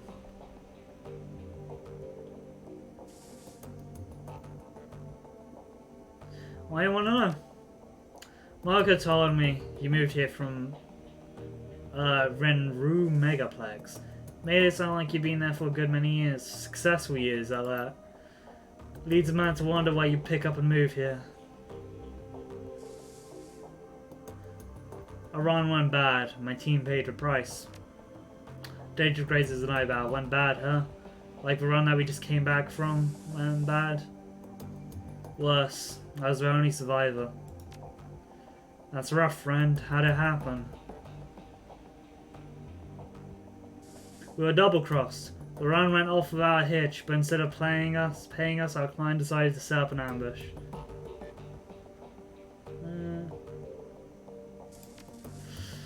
Miserable bastard. Alright, if you're telling me true, how did you walk out alive? I fought my way out. My team brought the farm, but I made it out. We were time with some well-armed friends. My friends fought like hell, and we took the ambushes down. But we all got shot up, and I was the only one who survived. We'll go with that one. Sorry if I'm mumbling a bit. I'll talk up louder. Sorry to hear that. Sounds like it was a glorious fight, though. So after all of you went down, you decided to bail out Ruplex and head to Berlin. Am I getting it right? More or less, that there wasn't much left of me and Ruplex, and Monica had made a hell of an offer. Ah, yes, Monica. Daedric raises the bottle again and closes his eyes and takes a long drink. After a moment he passes, he returns his attention to you. It all comes back to our girl, doesn't it? So let me ask you, just what is your relationship with Monica anyway? I know you two knew each other way back, but she was pretty coy about things. What do you want to know? You're treading in some pretty dangerous territory. Are you always so... what do you want to know? Monica was my friend. I cared about her. Daedric shrugs. I don't know. I guess I just wanted to know her better. There was some areas of her life that was always been a mystery. If you could shed any light on them, I'd be appreciative. I can respect that. Sorry, sometimes I just like, oh, I'm gonna say that choice. I didn't redo the choice. So what's the deal between you two? Don't leave me in suspense. We're friends. Right there with you. I'm the privileged to say so. She was the best woman I've ever known.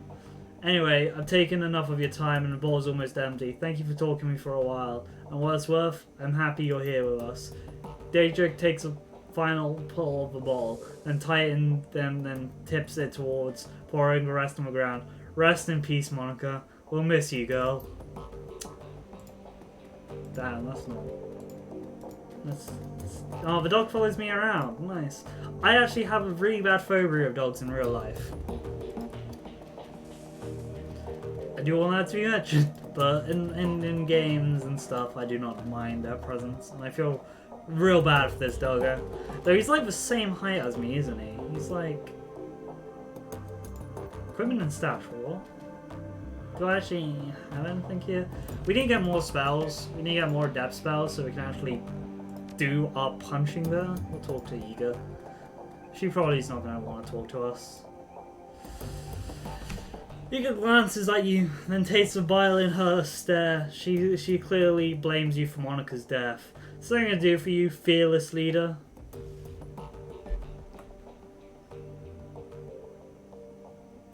We need to talk. We need to talk about Monica. Not right now. We don't. Don't push me on this, Dust. One of these days, we're gonna hash this out, and you can talk all you like about the clusterfuck that killed one of my best friends, but it won't be today. Fair enough. Before I go, I have something else to say. Do I actually can say anything? I know mine. I'm leaving. I just realized there's spray painting on the chair. How do you do that? Glory's beautiful in a whalish sort of way. Her features are almost evilish and elvish in elegance, but there's something cold about her that you're slightly find unsettling. What's more unsettling is her chrome. Glory's rocking a heavy loaded cyberware from head to toe. She looks like a composed more of plastic than metal, and then she is skin of bone. In the shadows, individuals such as this is anything but uncommon. But Glory cyberware is first generation, all of it. Bulky, invasive, practically museum pieces. This chrome was obsolete well before she was born. Dust, she shifts her gaze to you, but her expression is cold and placid as always. Can I help you? Hey Glory, how are you holding up? Don't worry about me, I'm solid.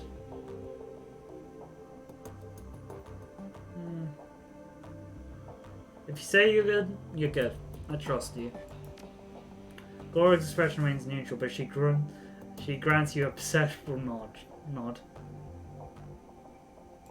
Talk to you later. See yourself. Any of you who's played Cyberpunk game, Cyberpunk 2077, will know the rough idea of not cyberpsychosis as having lower soul essence, which is your soul, doesn't harm you in any negative way, aside from you finding it harder. Oh, the dog follows all the way out. Nice.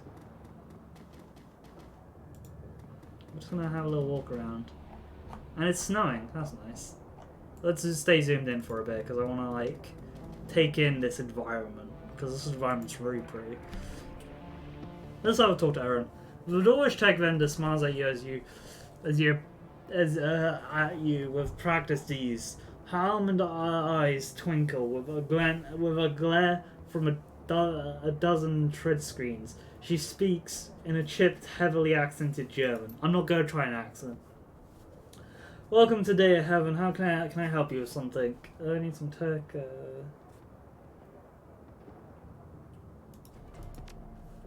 Do we actually have any new?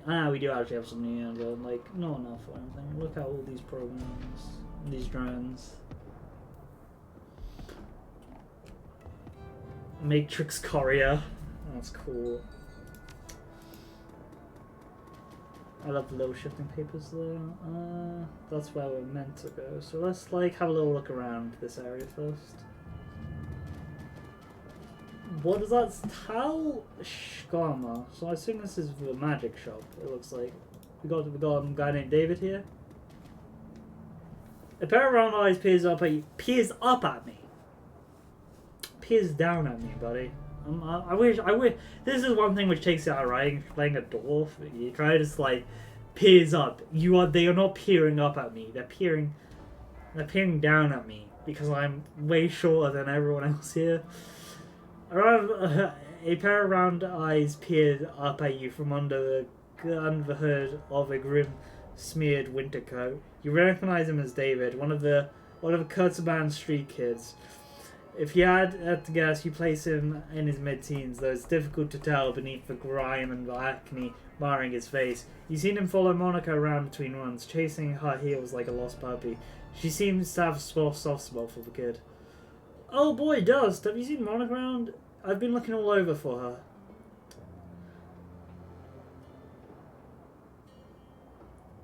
I'm afraid I have some bad news for you, kid. The kid blinks, a blank expression on his face. She's dead, isn't she? I'm sorry, kid. We all are. Yeah. Look, I think I want to be alone right now. Hopefully we can help in the future. I didn't think A magic shop. A talisman ghost shop. Yeah, okay, so we can get to her. Something about the elven lady behind the counter makes your breath catching your test. She's lovely to look at, but in a strange kind of beauty. Her eyes are large and luminous and impossibly green. She looks down at me, down at you. You can see her irises are flickering of iridescent gold. Hello and welcome to Angiers. Perhaps I can help you with something. She smiles at you. She smiles up at you, her eyes fixed on yours. A curious feeling of weightlessness fills in your chest. It feels as though something's floating in a warm, calm sea, a gentle current pulling you close to Avalon, and the sensation is pleasant. As you drift, your golden specks in her eyes begin to move. We're gonna look away. Ooh. Marshalling your strength, you manage to avert your gaze, breaking the absent scene. All at once, the flowing sensation disappears and your consciousness steps back to normal state. What was that? What happened? My fault, and my apologies. Sometimes when I daydream, I bring others along for a ride. It was unintentional, yes, but there's no harm done, correct? You'll be fine.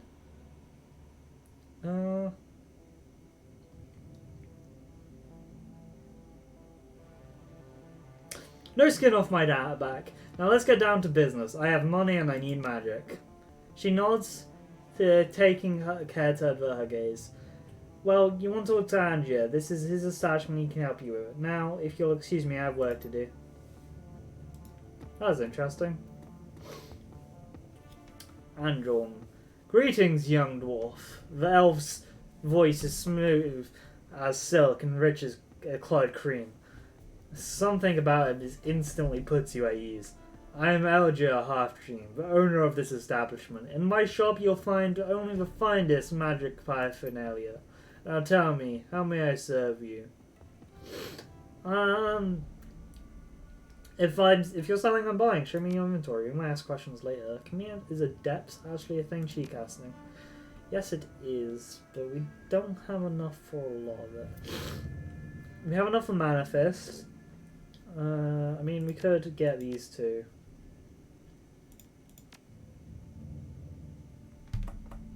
I think that would be a wise choice.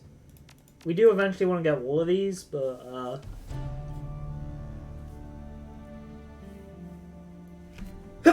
oh god damn it, no. My headphones fell off again, god damn it. I hate that when that happens. We're gonna go with magic resistance, which is passive. Which means we can dodge spells better. And Mana Fist, where we can punch people. And Pierce Armor. Ah, god, sorry. Sorry for the horrible nasally noises. Cool, I'm gonna leave. That's all we need. Actually, no, I did want to ask questions. Yeah, I hope Kid Daniel's gonna be okay. I have a question for you if you don't mind. Well, you're in luck. I have a great many answer. What kind of magic do you practice? Shamanistic, hermetic? Yeah, there's different types of magic people practice in this world.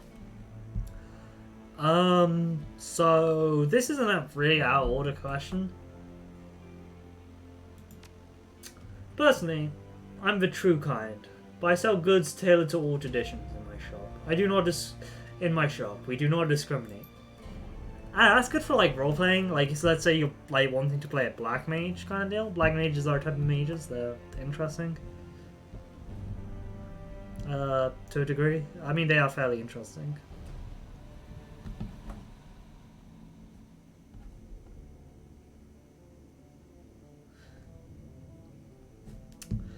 Hang on, sorry.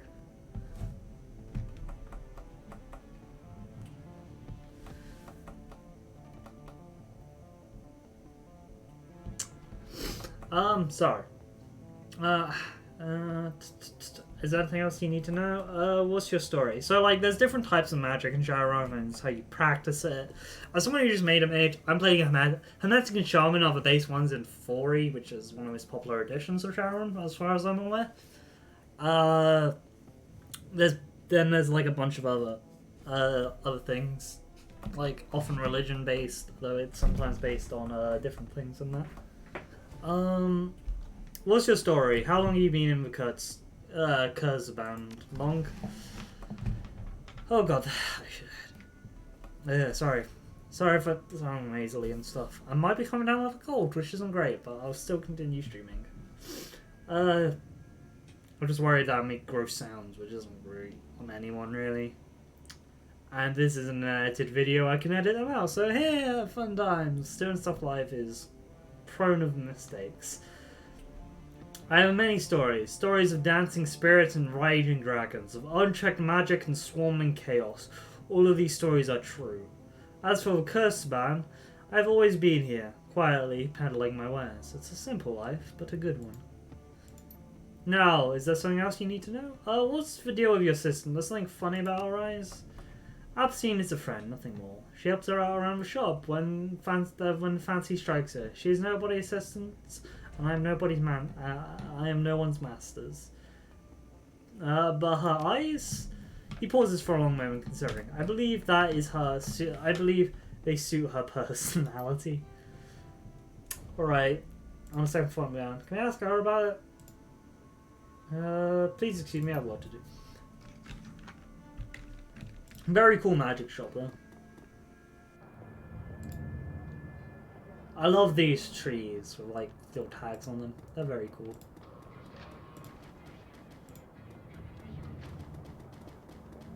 That is going down into the subway U-Bahn. I mean, white as well. 5 million. Help out the local people. They're not getting money. This looks vaguely worrying, this type of symbol, but I'm not gonna worry. Yet. Excuse me, I just want to talk to the guy.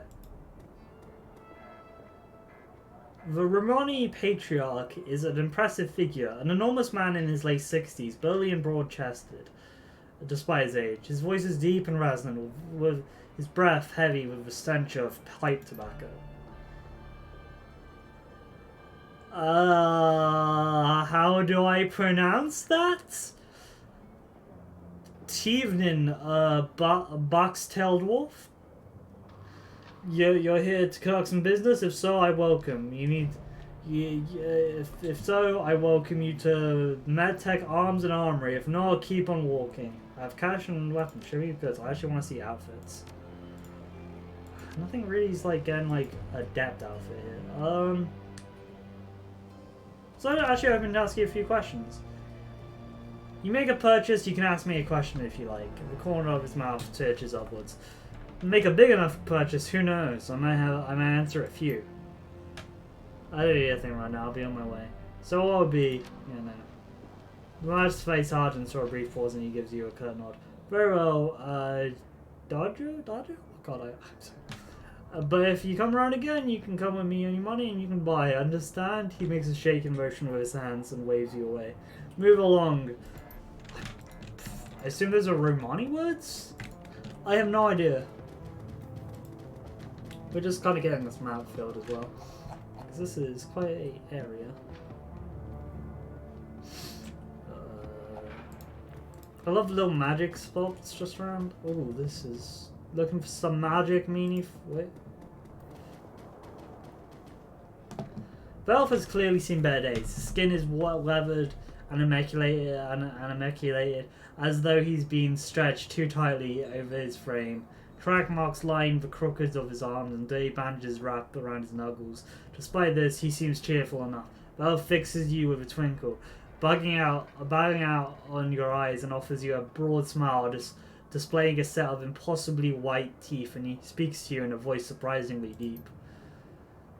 Guten Tag, mein Freund. I cannot speak German. I did not do German at school. You have some magic because Zach Flesh, he gestures to himself with a dramatic flourish, is your magic man. Magic, are you street mage? Zach lets out a furry, barking laugh. Street mage, me? No. Do I look like a street mage? He shakes his hand. He shakes his head. He smiles, doesn't waver. He flashes you a big pile of bills out of the back pocket and dangles before your eyes. No, chummer, I'm not a street mage. I've got magic in the blood, and that magic in these bags. You know you won't catch Zack studying any spell book. And well, in that case, well, let's talk about magic and see what mag's got there. Oh, a bit of everything. I've got your Zen, I've got Hyper, your Nitro, your Novakin. If you want it, I've got it. Zag leads towards you and lowers his voice in a concerto whisper. I've even got a special concoction on my own design, but I wouldn't recommend it unless you're serious about getting high. So, do you want to conduct business? Yeah, show me what we got. Ah, you just got drugs. Yeah, I know. Pretty sure that's for hospital here. That hasn't stopped us going into, like, areas before. Wait, we can go behind here? Okay, there's literally nothing, there's no way. Let's go in here. Trudge Cyber Clinic. We can't get cyber stuff. As you approach the elf, you notice he's in mid-conversation. His lips move rapidly, his voice comes out in a low, quiet tone. The glossy plastic steel of high-grade comlink glints on his wrist. Step away and wait for him to finish. We're polite. You step away from the dog and wait for him to finish. Soon enough, he presses a button on his comlink and looks up at you. $1 million smile on his face. Might actually be millions of New Year to get a smile. Sorry about waiting, my friend. Welcome to the Church Cyber Clinic. He extends his hand. I'm Dr. Zyber Excoba, and your name is... Shake his hand. Dust. A pleasure. Pleased to meet you, Dust. What can I do for you today? I should go. Take care. I mean, we might have missed out on a quest for that, but hey. I'm not going to be rude and just listen in on people's conversations when you have no need to.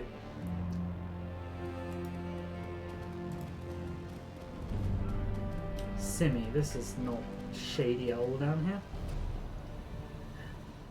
Warming herself by the dim light of a street lamp is a waif of a girl who looks too worn out for her years. The Mother Superior, she says there will be seven for me to take care of for. I need to see them. I wasn't aware of any convents or churches nearby.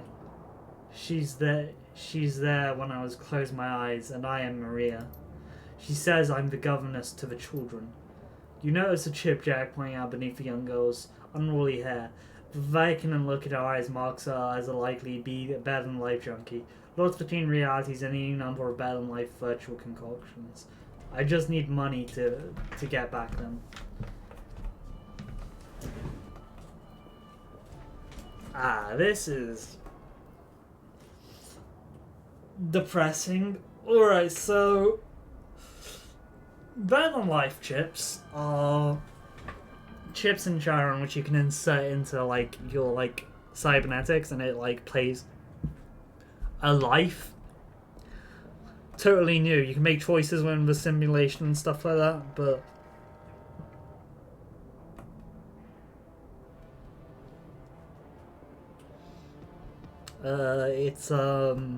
it's very dark, especially what they do with the junkies, depending on the crime gang. This story sounds familiar. Trip Von Trapp is very well known and respected. The poor dear lost his wife and the children of their mother. A child should not be without a mother, and a mother should not be without a child. Have you seen the captain? Look, do you know Monica? Monica, is she one of the sisters of the Abbey? No, wait, Monica. A flicker of recollection flies through her haze in the woman's eyes. Yes, Monica, she's good to me. Brings me food and tea to drink. I'm afraid I have some bad news. Despite the woman's presence and delirium, she seems to glean the meaning from your tone. She died? I'm sorry, she did. The girl grips her head like a claw-like hand, tugging at her as if she just might pull her brains out for her skull. I don't like this, but I can't switch it off. The girl's frail body shakes and her eyes grow large, but she does not sob. Instead, she smiles a sad smile, which looks like it's been worn too often. She will go to heaven, she told me. It is a place for good people, stillborn babies, and children pets. And she was a good person. The girl leaned, Williams mumbling to herself while fingering her hair that covers the jack in her head. I'm gonna step away now. Yes, good. I need to rejoin my children.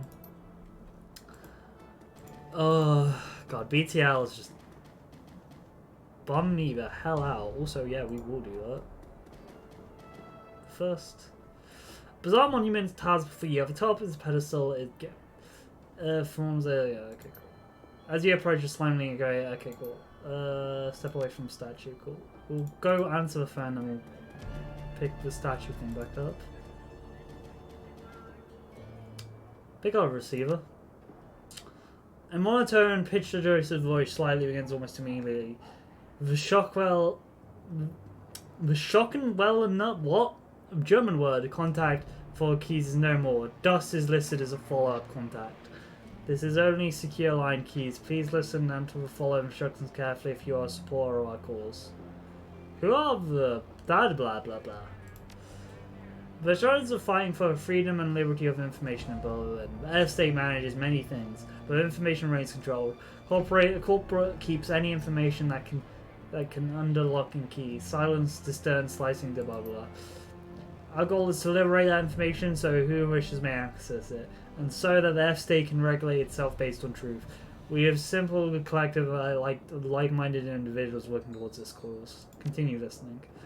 We have a phone booth strategically located throughout the city. Within each one, you may find a request posted for specific information. If you obtain a copy of this information, return and submit it via a port below receiver, we will pay. It will verify the authenticity and post a non-doctored copy of it into the matrix for ourselves. If you stay for our goal, the information will remain free for all. However, it will be compensated for sought-after information and returned to this location. I'll keep an eye out. Line remains silent. Hang up the receiver.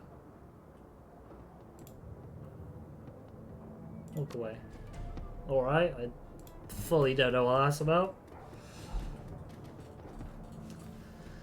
Bizarre monument looks before you. At the top of the pedestal is the front of an angel statue, its outstretched wings looming over the small park.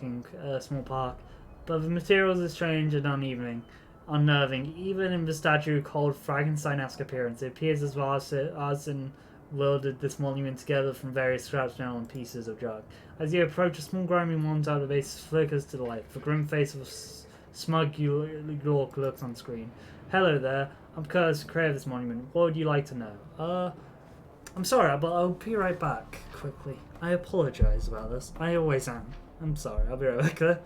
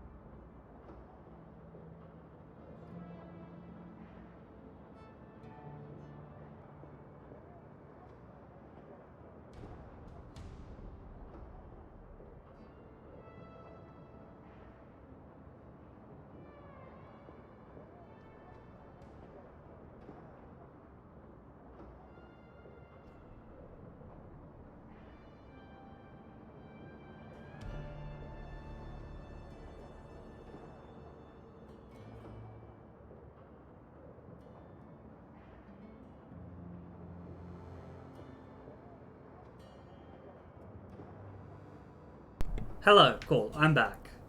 Uh, hello there. I'm Herbert Creator Statue. What would you like to know? Statue's name. This is my tribute to victory. The victory of anarchy. It is both caution and a parody of a statue we destroyed some 20 years ago. You may remember its history from blah blah blah, or yeah, no, I can't pronounce German. Press key to installation history. Isn't it obvious? The a monument of hubris of the Palestinian state got blown to bits. So some of us took a lot of bits and built a monument back under the hubris of anarchy.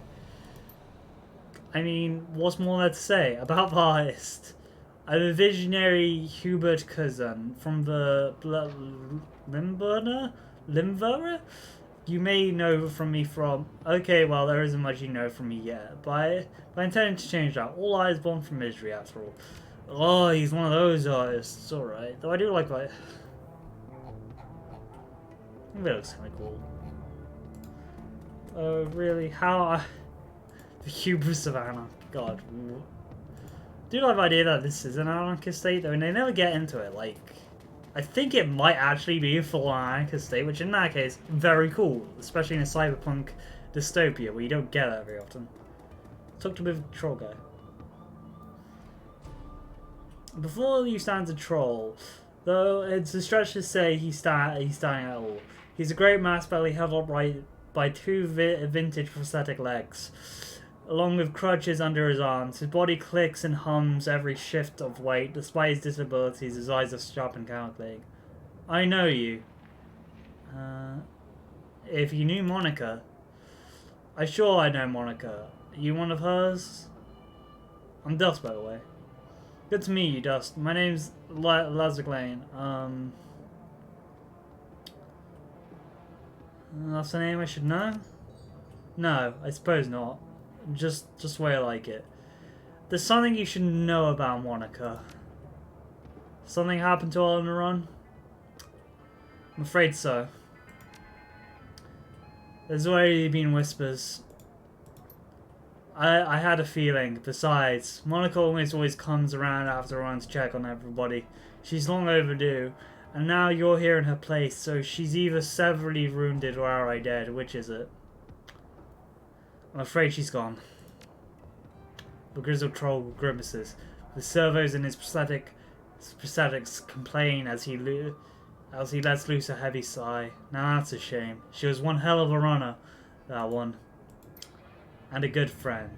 I'll leave you be. I don't like no one wants to talk to you after you bring that up. Anyway, we need to make our way down here.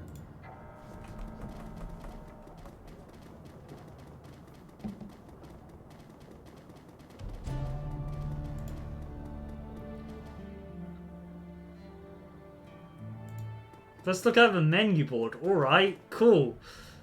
Today's special today is caramel socaf. Hello, friend. The voice comes from a man in a chair as enormous as his own. A deep, booming roar depending on a slick myth. A fine day for socaf, yes? Every day is a fine day. From the back of the store, a voice of the shopkeeper cuts you off. Don't mind the fallen chair. He roars like a traumatic walrus, stirring all day in his sweat. The man behind the bar glares at a Goshmith, his upper lip curled in disgust. I tolerate him because he takes his socaf by the bucket. Gormas responds with a rauching belly laugh. Apparently, he finds the shopkeeper's insults to be hilarious. Ah, Utag, my friends. You are very quick-witted and sharp-tongued as ever. I bow to you. If you wouldn't mind... Once again, the shopkeeper cuts in. To bow to me, you first have to finish vacating your chair. The shopkeeper claps his hands together, clasping them in front of his chest. I shall summon a team of determined young men and the Nox to assist you with the task. With luck, you'll be out there. You'll be on your feet by nightfall. Goshmith smiles up at you, down at you, because I mean we're both dwarves actually. Seems his eyes glaring. Enough with this senseless bickering. You have approached me for a reason. Tell me, what can Jan's Gosmix do for you?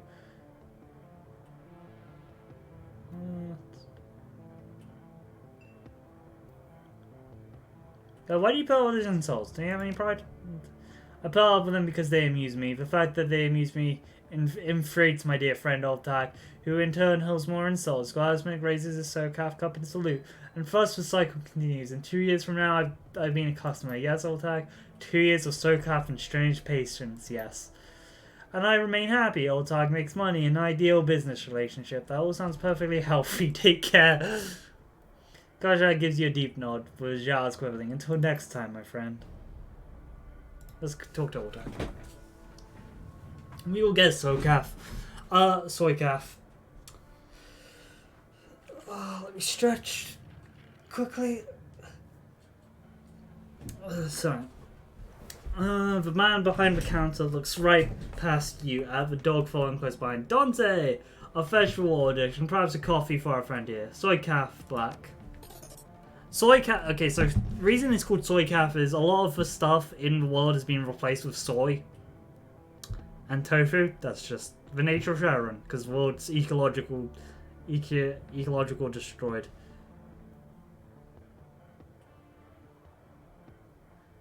And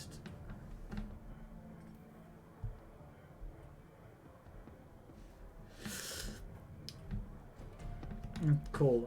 Sorry. Very well. Valentine's is discussed. Very well. A soy calf. He tisks to himself. We can keep getting there. The man behind the counter has a broad smile and walks around. Welcome back to. Would you like a cup of coffee? Coffee, as in real coffee, not soy calf. Yes. Yes, yes. For individuals for refined taste, I offer genuine bean coffee from my native Turkey. Here, the cafe owner looks at you in the eye, with tone of voice low and serious. This is a top shelf item, my friend, and not enough of the general public. Only a few discerning connoisseurs can properly appreciate it. I think I'm one of the sort of appreciate. Tell me about Turkish coffee. It is hand-picked by my family in Turkey, a true delicacy of the Sixth World. Sixth World is just generally like the magic world, so you have the First World, which is magic. Actually, First World non-magic, Second World magic, Fourth World, Third World non-magic, Fifth World magic. No, I've got it wrong way around. So basically, Sixth World is magic. The world that we are living in would be the Fifth World, which is non-magic, and it goes in those cycles.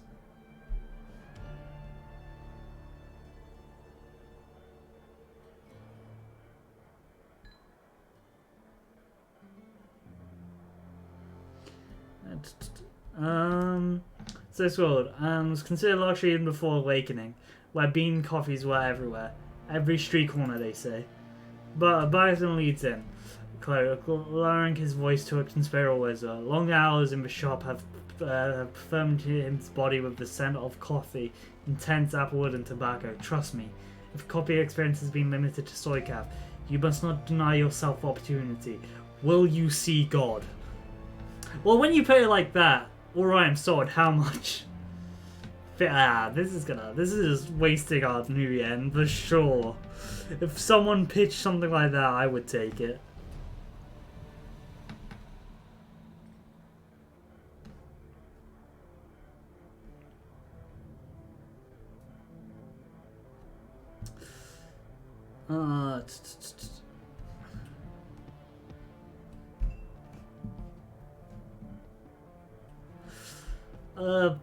It's a special item delivered at the same cost. It cannot part with it and less than 50 new yen.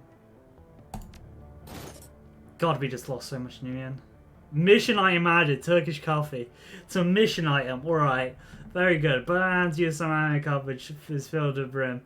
Is there any more I can get you? Paul Almond sends his regards. When he hears Almond's name, the Turk lowers his voice and his accent becomes less exaggerated. His eyes on the knowing look. Very well. Please express to Hamlas my appreciation of his patronage. If he needs any more catering jobs seen to his future, I'm always happy to provide.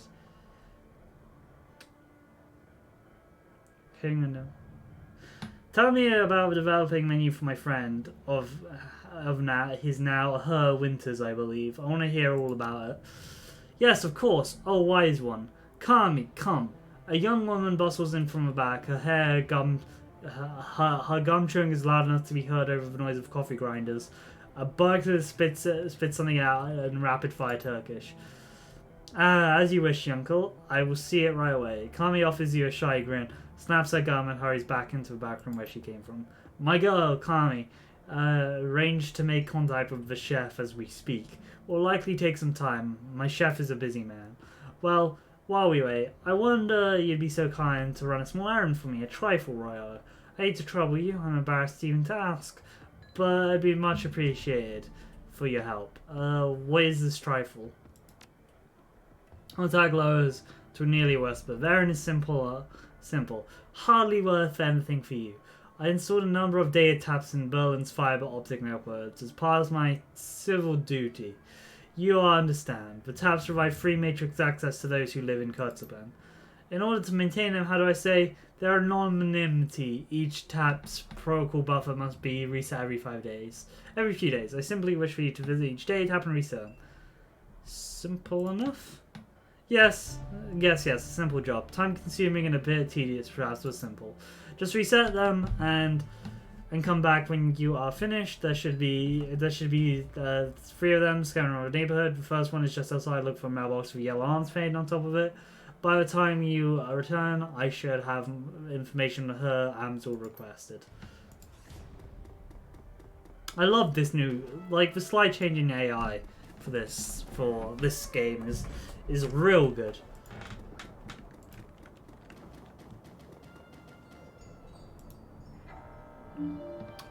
Cool. I forget where the rest are, but we can't zoom out to have like a full-on like look around. There's one.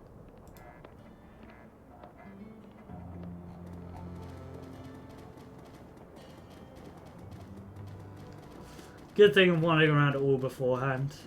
Then there's Avalon, nice.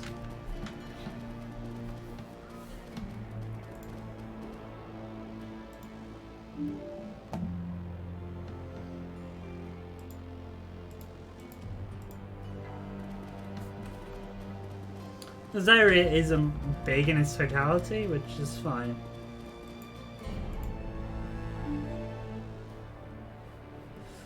As you reset the data tap, you notice someone duct taped a small hometown receiver to the system, an ear plug dangling from the receiver. Put an ear plug in your ear.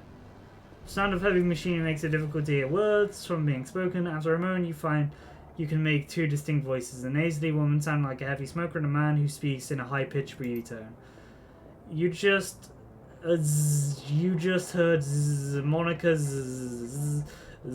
need to verify like my computer interference noise is great. Yeah, good for us. Continue listening. It sounds like a conveyor belt start adding to the noise of machinery, and you can't make out anything else until it comes to stop later. As actually no, it makes a bad noise. Shh. Thing our next step. Shh. Shh. Wait. Shh. It's alright. It's already to make on. Isn't ready to make our next move yet. Shh. To be patient. Shh. See who steps up. Shh. Could be someone more. Shh. Continue listening. More conveyor seatbelts start up. All you can hear is sound of machinery. Continue listening. Some sort of motor vehicle starts up, driving out anything else. Continue listening. The bell rings loud again, and again it's like a telephone.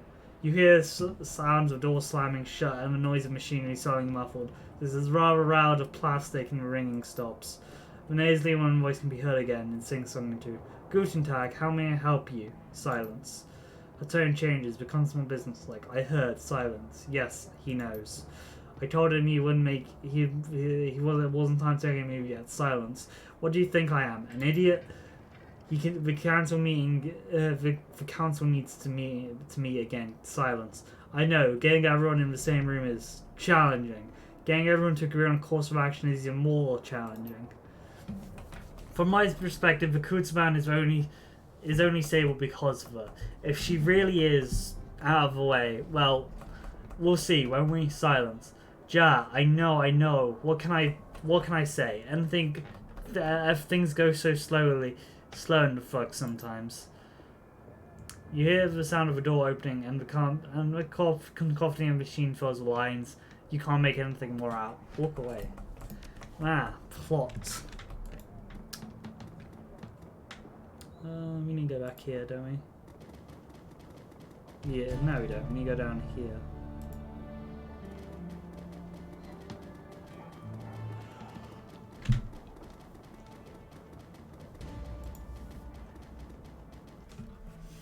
Let's zoom back in.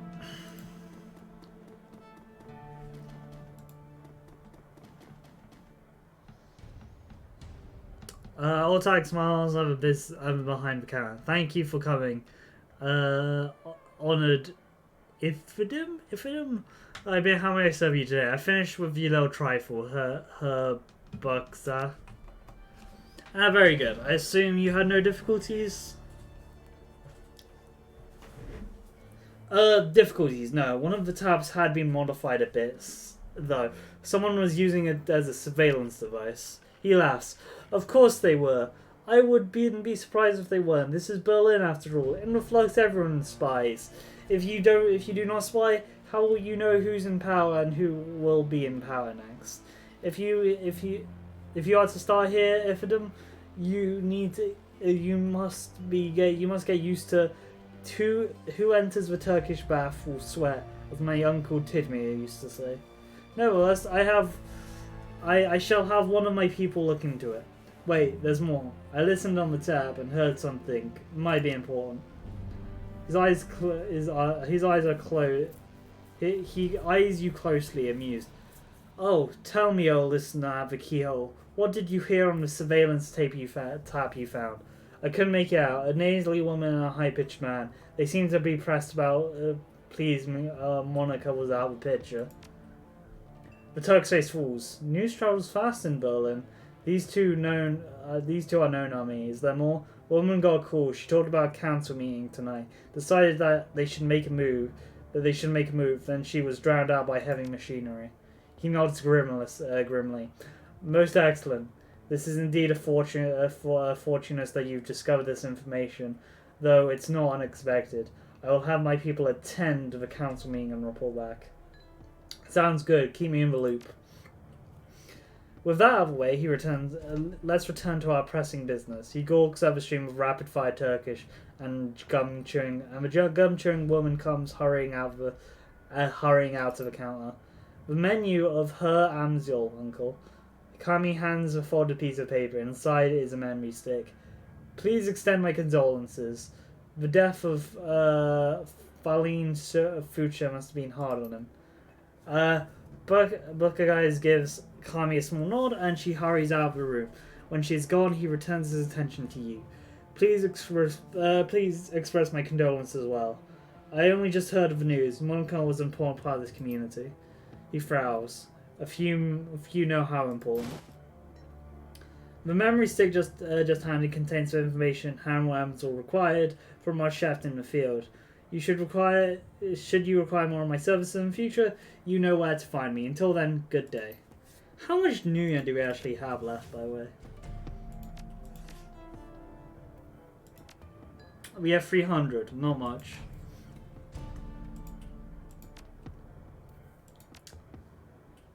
We should go up there. When you get 6, then we need to...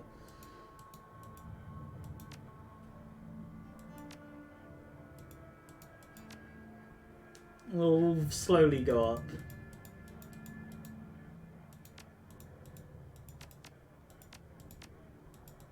I didn't think we even... Yeah, we don't have enough, so let's put that into there. Then we'll get to there, then we'll slowly raise our willpower. Ah, the dog is a thing. That's great. Creature gender now. It has no stats. Alright, let's leave.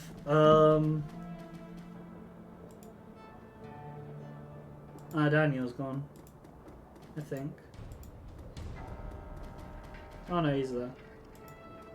Just wasn't showing up because I wasn't, like, near it. Let's head back. I do like the looks of these motorcycles. Very Akira-esque. They're great looking.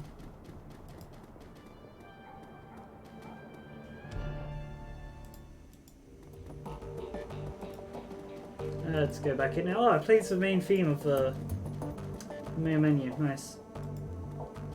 Everyone's gathered around. Alright then. Dust. Ansel appears at your apprehension. His eyes are bloodshot, his expression grim. Do you have information about Green Winters?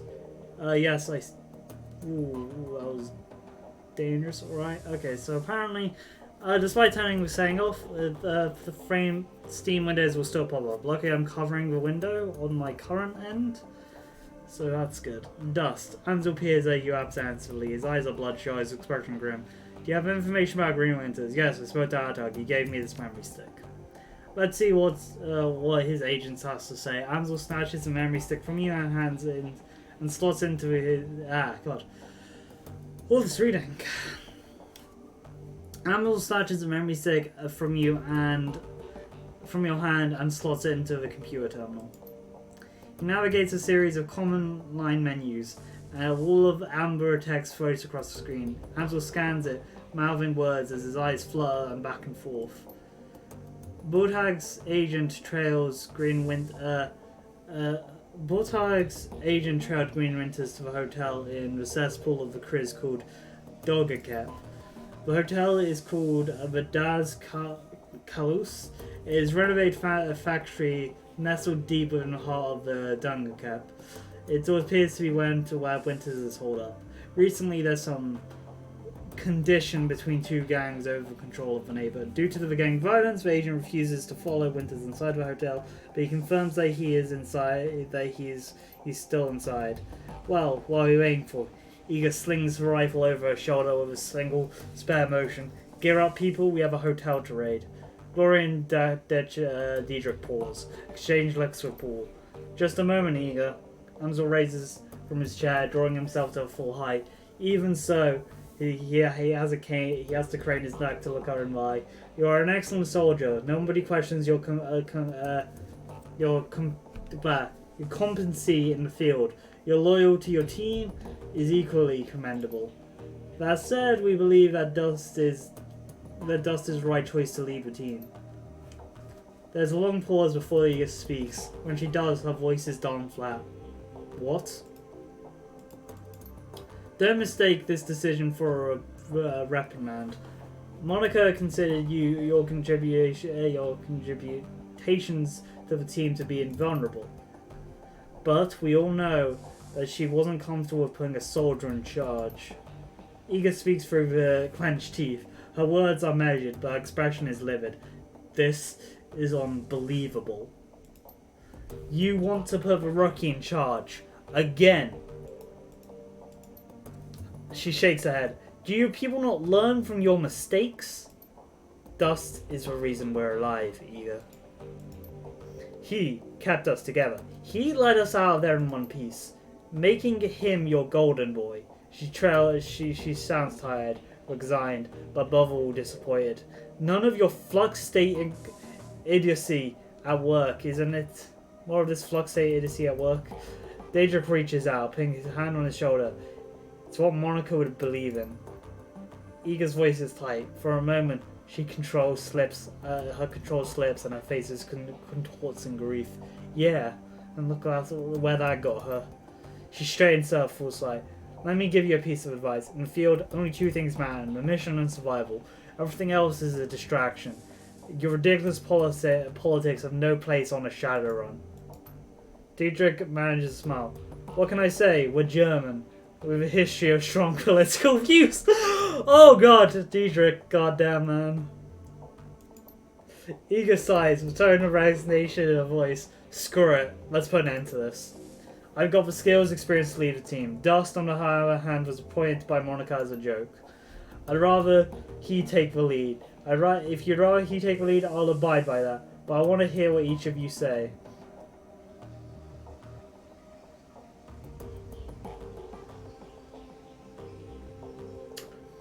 I have no quarrels with you, Eager. I'll do this as a group. I'll do this as the group wishes. You stay out of this. You stay out of this. God, I didn't put the stress on the right word. She stabs an armored finger in your chest hard.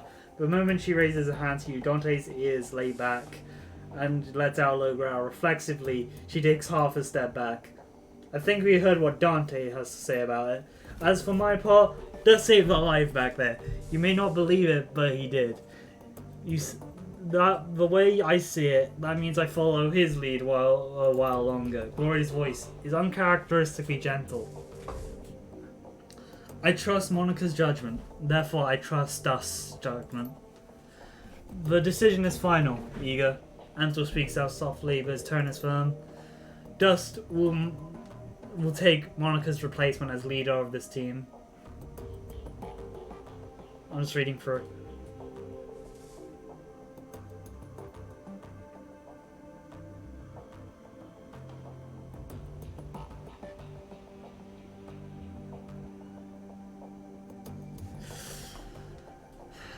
Probably gonna go with this one, because I'm either thinking of doing like, I do what it takes to keep the team and Monica's legacy alive. That includes taking your advice, which is true. But also, we've stumbled into something over our heads, but we're in over our heads. But whatever we stumbled into tonight, we'll see it through. I'll go with this one. Gloria and Detach nod in agreement. Dante nudges your leg with his head. All right, fine. She shakes her head, her voice hoarse with defeat. Heavy with defeat. Looks like Rocky's in charge. Again. We can talk about this more later, Eager. For now, we have more important things to deal with.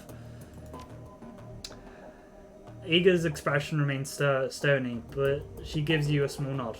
Yeah, okay. I've transferred information from the received from Oscar onto your computer terminal. Onto the computer. Blah blah words. Computer terminal in the next room. It used to be Monica's personal workstation, Dust. Now it's yours. Monica kept a variation of notes, dossiers on that machine. I would suggest reviewing her notes when you have the time. Amsel turns his attention away from you back to the computer screen. Good hunting. I'll eagerly await your return. I wouldn't suggest driving to Doan. The roads aren't safe. Take the U-Bahn. Would be faster anyways. Thanks for the turbo, Eager. The U-Bahn is. Eager nods, and suddenly checks our equipment. The rest of the group disperses in turn. You are now in command of Shadowrunners. When traveling to a new mission location, you'll be able to choose which members of your team you'll bring. And modify the loadouts. When members of your team become permanently incapacitated on a mission, they'll automatically be extracted into emergency medical care, or they'll be patched up ready for next time you return to your safe house. Avoid this loss of firepower will also carry some new bond trauma kits into the field. They can be purchased from a street dock or officer in a fair critical. The people we can talk to, we can either go out or we can look into this, which we're going to do. Monica's computer. Your workstation and mission computer, the command center for your team's operations, and your last link into the memory of Monica Sefer. Her thoughts and words live on in this machine. At times, it's easy to forget she's gone. The cool blue turns on the workstation menu fill the screen. A blank message pops up in the right, knowing that you have 0 unread messages. Okay.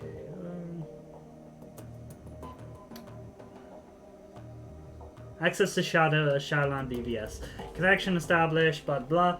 Post-pay data for sale. Attached data, screw account. Data will be automatically sold at the highest bond. Both parties will remain anonymous through transaction post. Cool, we're just posting this sales data. Go back. Open job directory. You all new and you all pending and active jobs. No jobs. We can access her personal files. Let's view what Monica had to say. The image of Monica smiles on the screen. Dust, my secret weapon. I've run enough with Dust to know that he's trustworthy. Good in a fight too, but beyond all that, he's just as good. It's just good to see him again. There are many people left from the old days. Far too few. And Dust, she smiles. Well, He's one of the best. He's always the best of them. She takes a deep breath and shakes her head out with a sigh. God, that was sappy. Mental note, re-record this before Dust gets a chance to see it. We've already seen it. That's cute. At this rate, anything happens to me. At this rate, if anything happens to me, it'd be good to know that he'll be on hand to fill my shoes. It's not what Iga wants, but it's what will be best for the team. It doesn't have one on Dante, that's a shame. With Midra Monica appears on screen, Paul, talented and well-connected fixer with contacts all over Berlin. She pauses for a moment. He's more than that. He's more to me than that, of course. But that's neither here or there. The image winks out of the screen. You find yourself back at the main menu. Dietrich. Dietrich, one of my dearest friends and a shaman of tremendous power. A man good to have on your side in a fight. I tend to use Daedric as a support role. His magic can certainly boost the effect of combat effects of frontline fighters like Eager and Glory, but when the chips are down, he's more than capable of dishing out a punishment of his own. Can't think of much else to say about Daedric, just a good, reliable guy. She pauses for a moment. When she speaks again, you can hear a hint of guilt in her voice. He's getting a little long in the tooth for a Shadowrunner. I'm not sure how many more years he has ahead of him in this game, but I'll be happy to run with him as long as he's able. Well, I'll see, I suppose. That's the thing about Shadowrunners. You don't get many old Shadowrunners. It's a profession where you either tend to die young, get out, or you just get old and get out. Where you get out to is very rare, is very different. You tend to wait for a job which will pay you a lot to get out, because hey, on a big pay ride you can like live for a bit and find work without too much worry about a roof over your head. A lot of times Shadowrunners might join corporations to keep their money up, because while the corporation might not like it, you are probably, if you are that good of a runner to be getting to that age, probably one of the most skilled people in your areas. Let's go see Glory. Glory, our damaged enigma. I've known her for almost 5 years, but I don't think I've ever really known her. Somehow, I doubt anyone will. On an operation level, Glory is solid. The chrome of hers may be old, but it gets the job done. I've seen her take a troll apart with her hand razors, and her adrenaline pumps is running. She moves faster than anyone I've seen. On top of that, Glory is a competent field medic. I don't know where she learned medicine. Yeah, another question mark. Yeah, she patched me up at least a dozen times. Between her skill on medkit and Daedric's magic, we haven't had much trouble with serious injuries in the line of work. That's a luxury. Monica pauses for a moment. That's really all I know about Gloria. She keeps to herself, barely talks, and spends most of her off time staring at nothing. I've seen that kind of behavior, of course. Something bad happened to her in the past. Deep down, I think she's still running from it. I'm sure that's her cyberware ties into somehow. I don't know. Maybe someday she'll open up to me. I like to think that she will. I'll see, I suppose. Return to main menu. Last one is Iga. Iga. What to say about Iga? She's smart, she's strong, she's one hell of a soldier. In a close-up fight, I've seen her take apart an entire security team with a shotgun, and she's even more dangerous at range. It's a handy thing having a trained sniper on the team. All in all, we enjoy one hell of an advantage thanks to her. Unfortunately, there's some disadvantage too. All of that military training has left her, how to say it, rigid, I suppose. Unlike others, Iga isn't content with going with the flow. She wants a list, and maps, and timetables. She wants a hierarchy, and she wants it formalized. I don't think she realizes this. But giving her what her wants would destroy my team. Glory and Dietrich wouldn't put up with it for more than a day or two. I know that I wouldn't, but she keeps pushing all the time, all the same. Monica shakes her head. One of these days, the situation will come to a head. I just hope that doesn't happen soon. Monica, do we have any old messages? Hello, Ace. The flicks on the screen to life. Monica appears, a smile, hands on him, she's wearing a wary smile. Hey Ace, if you're reading this, that means I'm either dead or I've stepped down. Hopefully the latter, but probably the former. Not many more Shadowruns make it for time and age.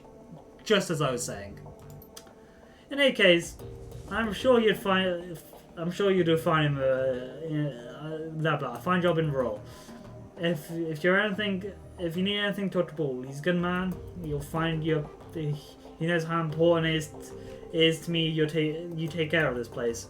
One last thing. Egan might cause some problems. In fact, I think it's a fair bet that she's already has. Just remember, she brings something to the team that nobody else does. You want her on your side. My advice is to hold your own with her. If she pushes you, push back. Don't try to bar her up with flattery. She sees right through it. Most of all, do what you can to earn her respect. She'll never be satisfied following you if you don't give her a better reason than because Monica said so. I have faith in you, Ace. If it's up to you to justify my faith. She turns halfway from the camera and turns attention to you. The image is uncannily lifelike.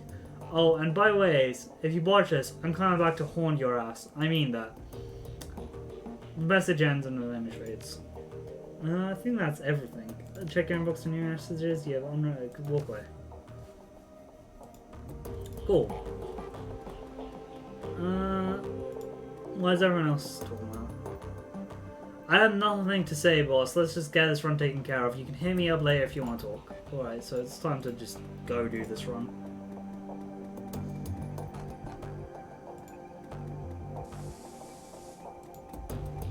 Me or you're done with that thing. We're already done the secondary thing. Probably gonna quickly go to the magic store to see if we can get deflect or counter strike, but I doubt we can. Actually, no, that's wrong. I think we need to go here first.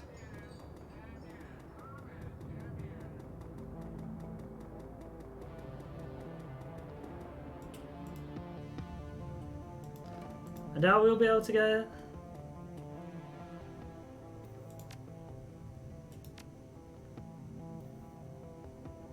That'd be really good. We don't have enough money for it. And he doesn't have the extra ones yet. Cool.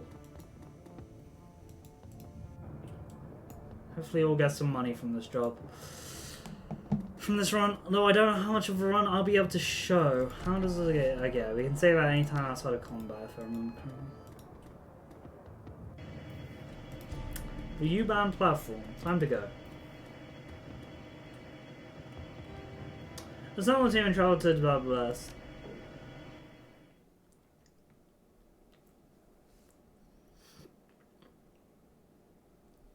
The drug bit. Das Kasla Hotel and Nightclub. Crown jewel of Donjon Cap. The filthiest kais in Berlin. Opening a door, you open to a ground level dance club, like bashing your head into a wall of sound. Flashing lights stab your eyes, and the air perfume is cheap.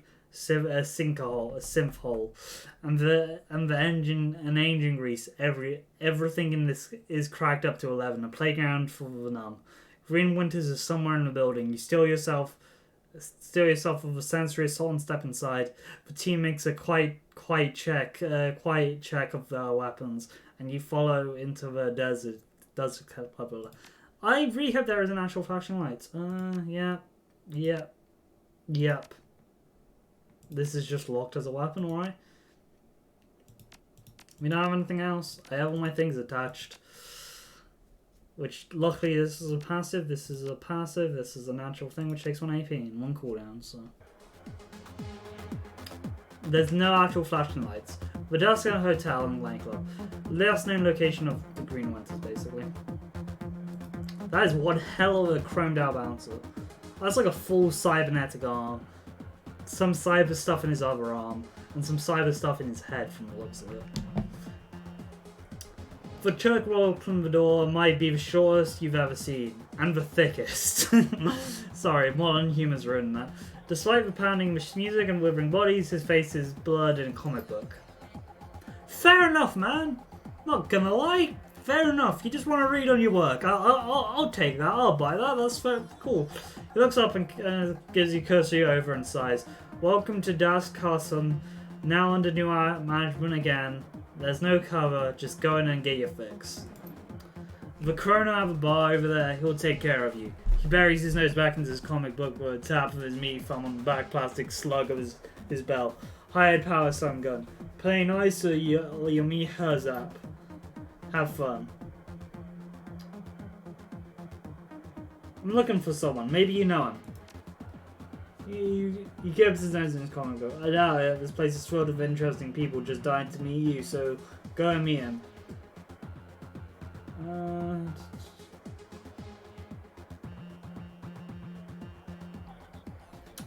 His name's Green Winters. Know him? No. He puts down his comic book. His voice is scroll and crawl. He makes a point of nicknating every word. I point people to the bar. If someone starts trouble, I give them a taste of her zap. That's it. That's all I do. Alright, we gotta make our way to the hotel area. Ooh, okay, no, I thought I was wrong. So what do we have? What do we have around here? We have like some people at a bar to talk to. We have like an inspect, and over here we just have some people. This is a very empty nightclub, which is kind of depressing. Especially when they said it was a crowd at all of this location. Walking up here might actually get us killed. Touching that will definitely get us killed. So if I was a decker, I'd definitely be like, oh, let's fiddle around with the mechanics. But I'm not playing a decker, so we'll talk to this party girl first. The girl in the corner of the eye, a model stim junkie. All wild-eyed and nervous energy. She greets you with a smile so broad that it borders on the grotesque. Hey, good-looking, wanna party? Excuse me?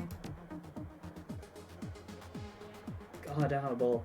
Come party with me. I've got some cram here, and I just love a guy that's willing to share. Sorry, I'm not carrying any.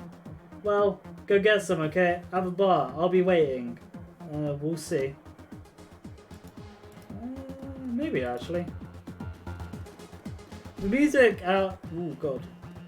Oh, sorry. I thought these guys were about stackers. It's just our running team. Oh god. The music out here on the floor is too loud for the comfort. The scene is going down. The bar is even louder. The dealer on duty is standing impressively behind the bar. A desperate-looking young woman is pleading with him, apparently with little effect. Alright, Silk, I'm going to explain the way this works one more time. I get my cash, and you get your cram. No cash, no cram, period. But I need it, Krona, come on. Her words come out as a desperate whine. Pale skin, sullen eyes, trembling lips, all point to an early symptom of withdrawal. And I have the cash, I totally do, it's in my room, but you guys won't let me up there. Hotels on the New Management, beautiful. You don't have a room anymore. Whatever was up there, you might as well forget about it. But that's that's all I had. And I have to get right. I have to get right soon. Yeah, well maybe we could work on our trade. Cram for service. Service. Understanding slowly shows on the young woman's face. Her eyes go wide. Common corner. You know you gotta be fucking kidding me. Do you want a cram or not? She sats her jaw and looks disgusting pale on her face. That ain't gonna happen, chummer. Not now, not ever. Bartender shrugs. I give you about half an hour before the shake set in. When that happens, you know where to find me. He turns to another customer with a smirk, leaving the desperate young woman crumpled against the bar. Okay, that's what's this inspect? Expensive bottle of scotch. From the colour, you're getting that it consists of at least 40% water, 50% water.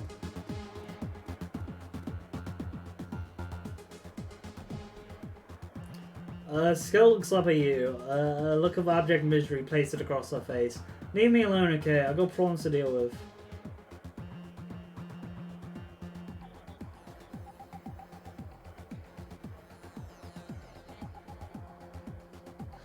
The Crown Hammer's very tough to shake. I know a place that can get you clean if you're interested. Oh god. Oh god, we do not have anything like that. Man. Who said I wanted to shake anything? She gives a sour look. Look around you. Look around you. Like, what else do you see? Of course you don't. My life's bare on cram. Why would you ever want to stop? Fine, I can't help you if you don't want to be helped. That's right, you can't. Look, Crona's a drag train. I'll hook you up with... Sounds like new management stole your property. So answer some questions to me and I'll help you get it back. Really, that'd be incredible. Her lips wrinkled upwards, faster than a smile. I really need that money and stuff I left out there, too. You know, personal stuff. I can be very discreet.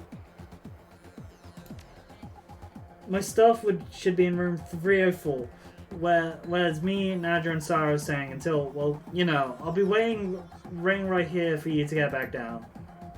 So what do you need to know? Tell me about the gang that's taken over the hotel.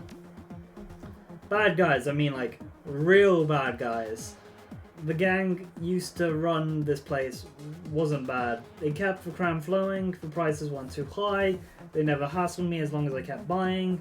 The new guys killed them when they took over. Now I'm stuck dealing with this asshole like Krona, yeah. The floor manager, Frank, had a thing for the girl Sarah. She's always coming on to her, no matter how many times she's told him that. I haven't seen her since the takeover, but he won't stop asking me about her. Real guy's a real creep. That's all I can think of. I stay clear of the guys when I can. She says, I glance over her shoulder at Corner, a scowl on face. I shouldn't have to tell you why. Tell me about the layout of the hotel. Well, it's a nice enough place, you know, for a factory. Let's see, well, okay, the second floor is a security station. Lots of high-tech stuff up there. And I heard stories about the penthouse level, some sort of secret vault, sealed vault. There's sort of, I can say words, God. There's supposed to be something real valuable in there, but nobody knows what is. Doesn't stop them from talking about it though. Have you heard of a guy named Green Winters? No, I don't think. Oh, wait, yeah, I bumped into him a few days ago. I remember the name because it sounds like some kind of chewing gum. I don't remember seeing him leave, so he's probably holed up in his room. I'm pretty sure there's still people up there. The ones the gang has missed. I've heard they've locked themselves in. I need to get up to the hotel. I mean, it's hard to talk to you about that. You can talk to Frank. He's a floor manager. He's got the elevator. She points to the north of the club. He's been over there on the VIP balcony. You see the greasy jackass with an oversized suit? See one drooling over the table dancer? That's Frank. Thank you. You've been very helpful.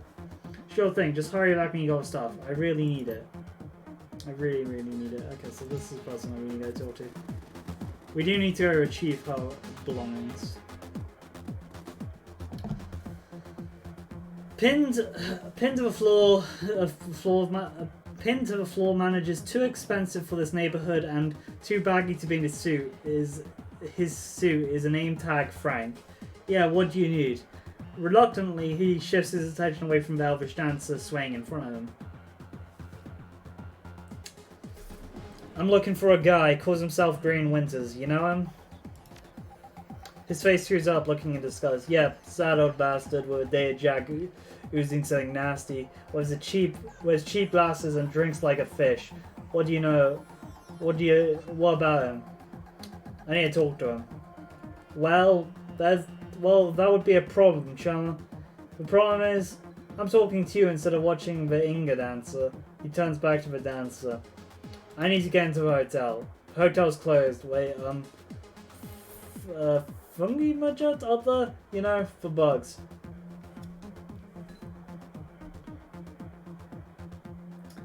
We're in dog and cat. You think I care about a few bugs in? I need a room. Look, buddy, closed is closed. And that's what we are.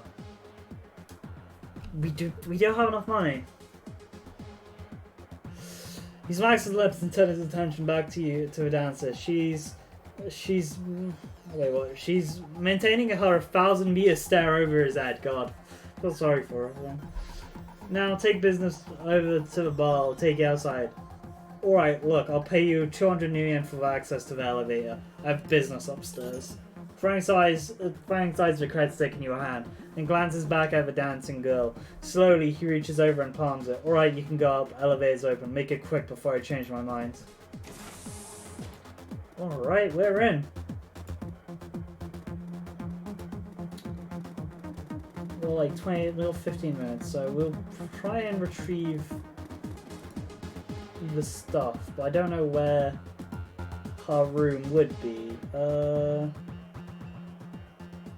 I assume the third floor because it's 308.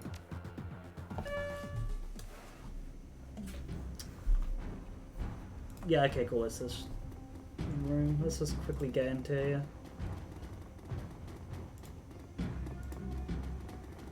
If we can find a door to it. God, this is a big room. There it is. Cool.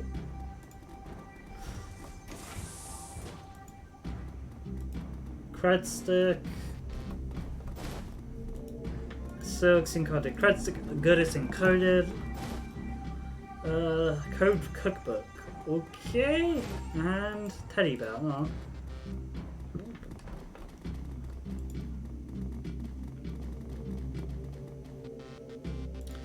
We've got a lot of rooms to go through. Is my basic understatement of this. We're gonna go back to the main floor and hand these off.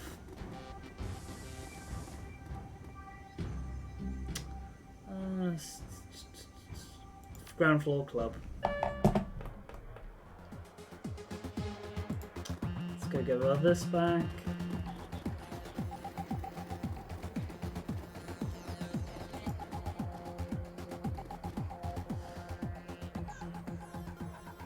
Yeah, we're not gonna bear a drug addict for money. Have you found my stuff yet? I really need the money. Hanger belongs. Here you go. Really? You actually went up and got my things. She stares at items in her hand inductively. And you didn't just walk off with them? Wow. Thank you. When you said that you were going up there, I didn't think. Her lips start quivering. Thank you. Oh, you got that, man.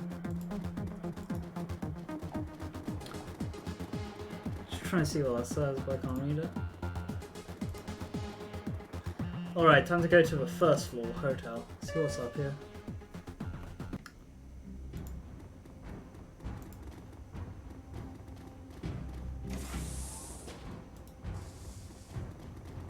Personal terminal. I don't think we can deck into this one. Access safe. Yeah, we need decking. Walk away.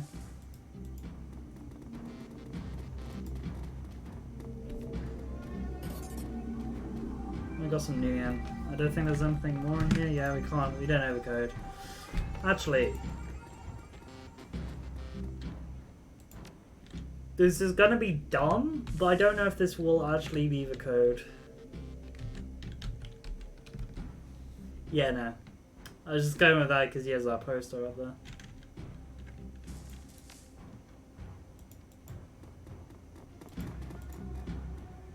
Okay, one more attempt.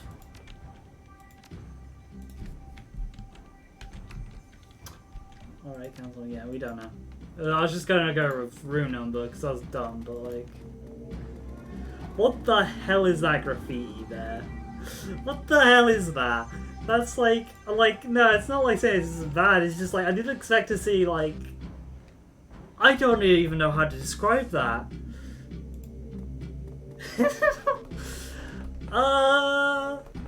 Well then. Huh.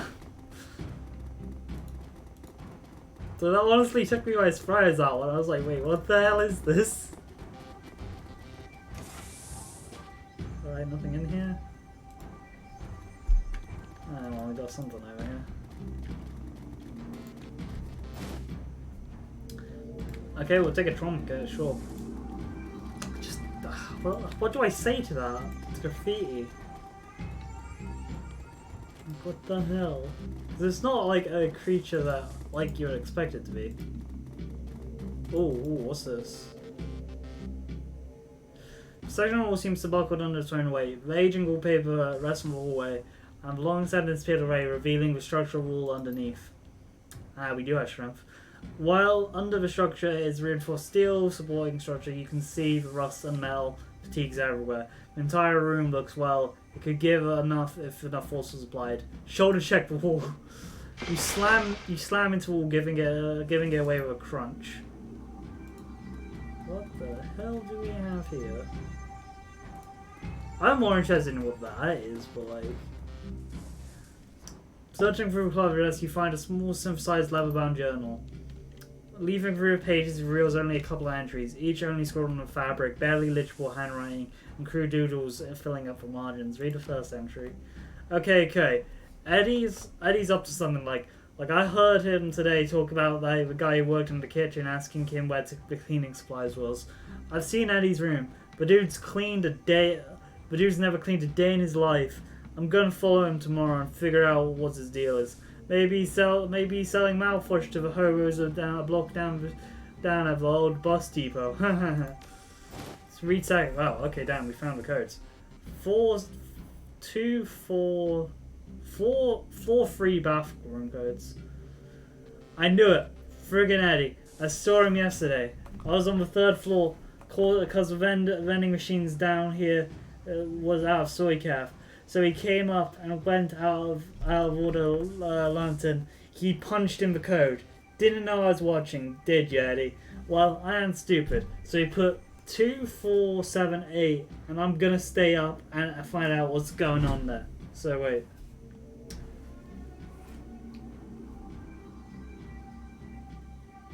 I was on the 3rd floor because the vending machine down here was out of soy calf. So he came up and over the out of order lap. Okay, cool. Well, that was an interesting check. These are just toilets. Don't assume I'll find anything in here. Nah.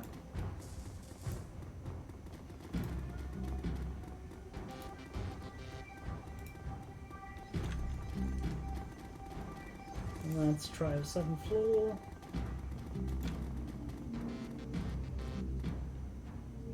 Employees only. Are we even going to be able to get into here?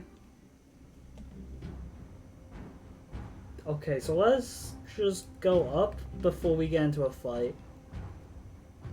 Let's explore the hotel rooms first. Reads do not open. Alright, let's open it.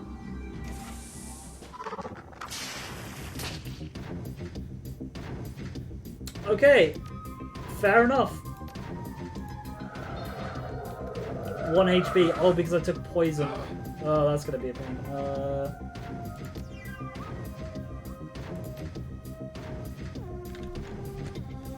Okay, so I just need to get out of that. We need to get out of this situation. Daedric, go down this way. Gotta go get her. Wait, what? I can't.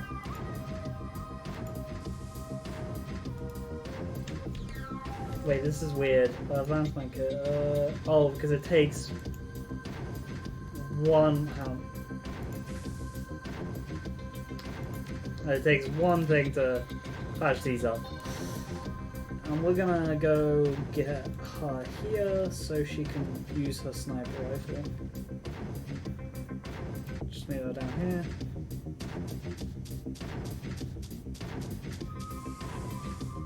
Cool. Now we should be able to, like, punch it with Manifest. That's it! Magically punch a giant scorpion. Okay, now cover. Let's put some glory, because, hey, glory might as well.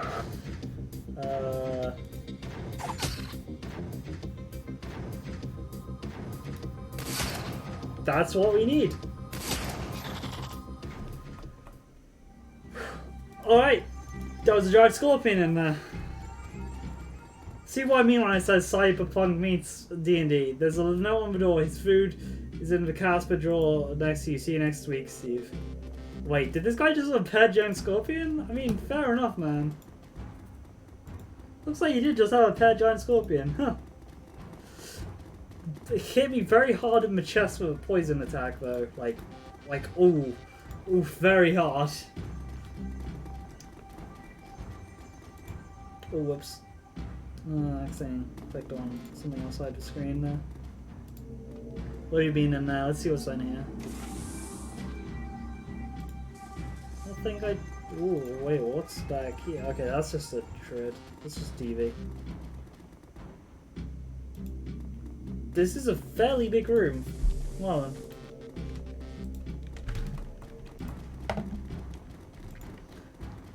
Can't be good. And then that's the toilets. Keypad, which I forget the numbers for. Let's see, it should... No, hang on. Accidentally clicked on something over on that. Cyberware, mission items, 2478. 2478.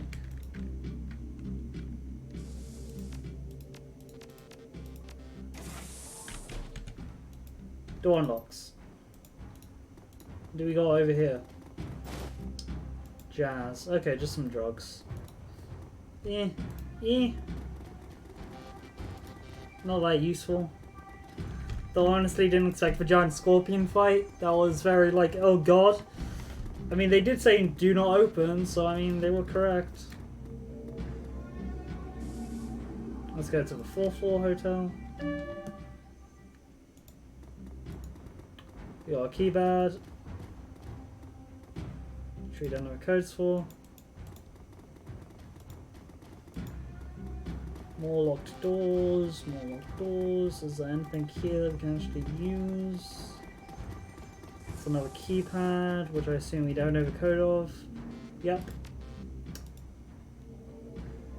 Okay, so yep. We have anything on this floor. I think we're just going to go down to the employees only floor and save our game there. Yeah, okay, cool. Nothing in here. Well, okay, cool. We're just going to go down to the employees only floor and save the game and end the stream because we're cut out to our end time.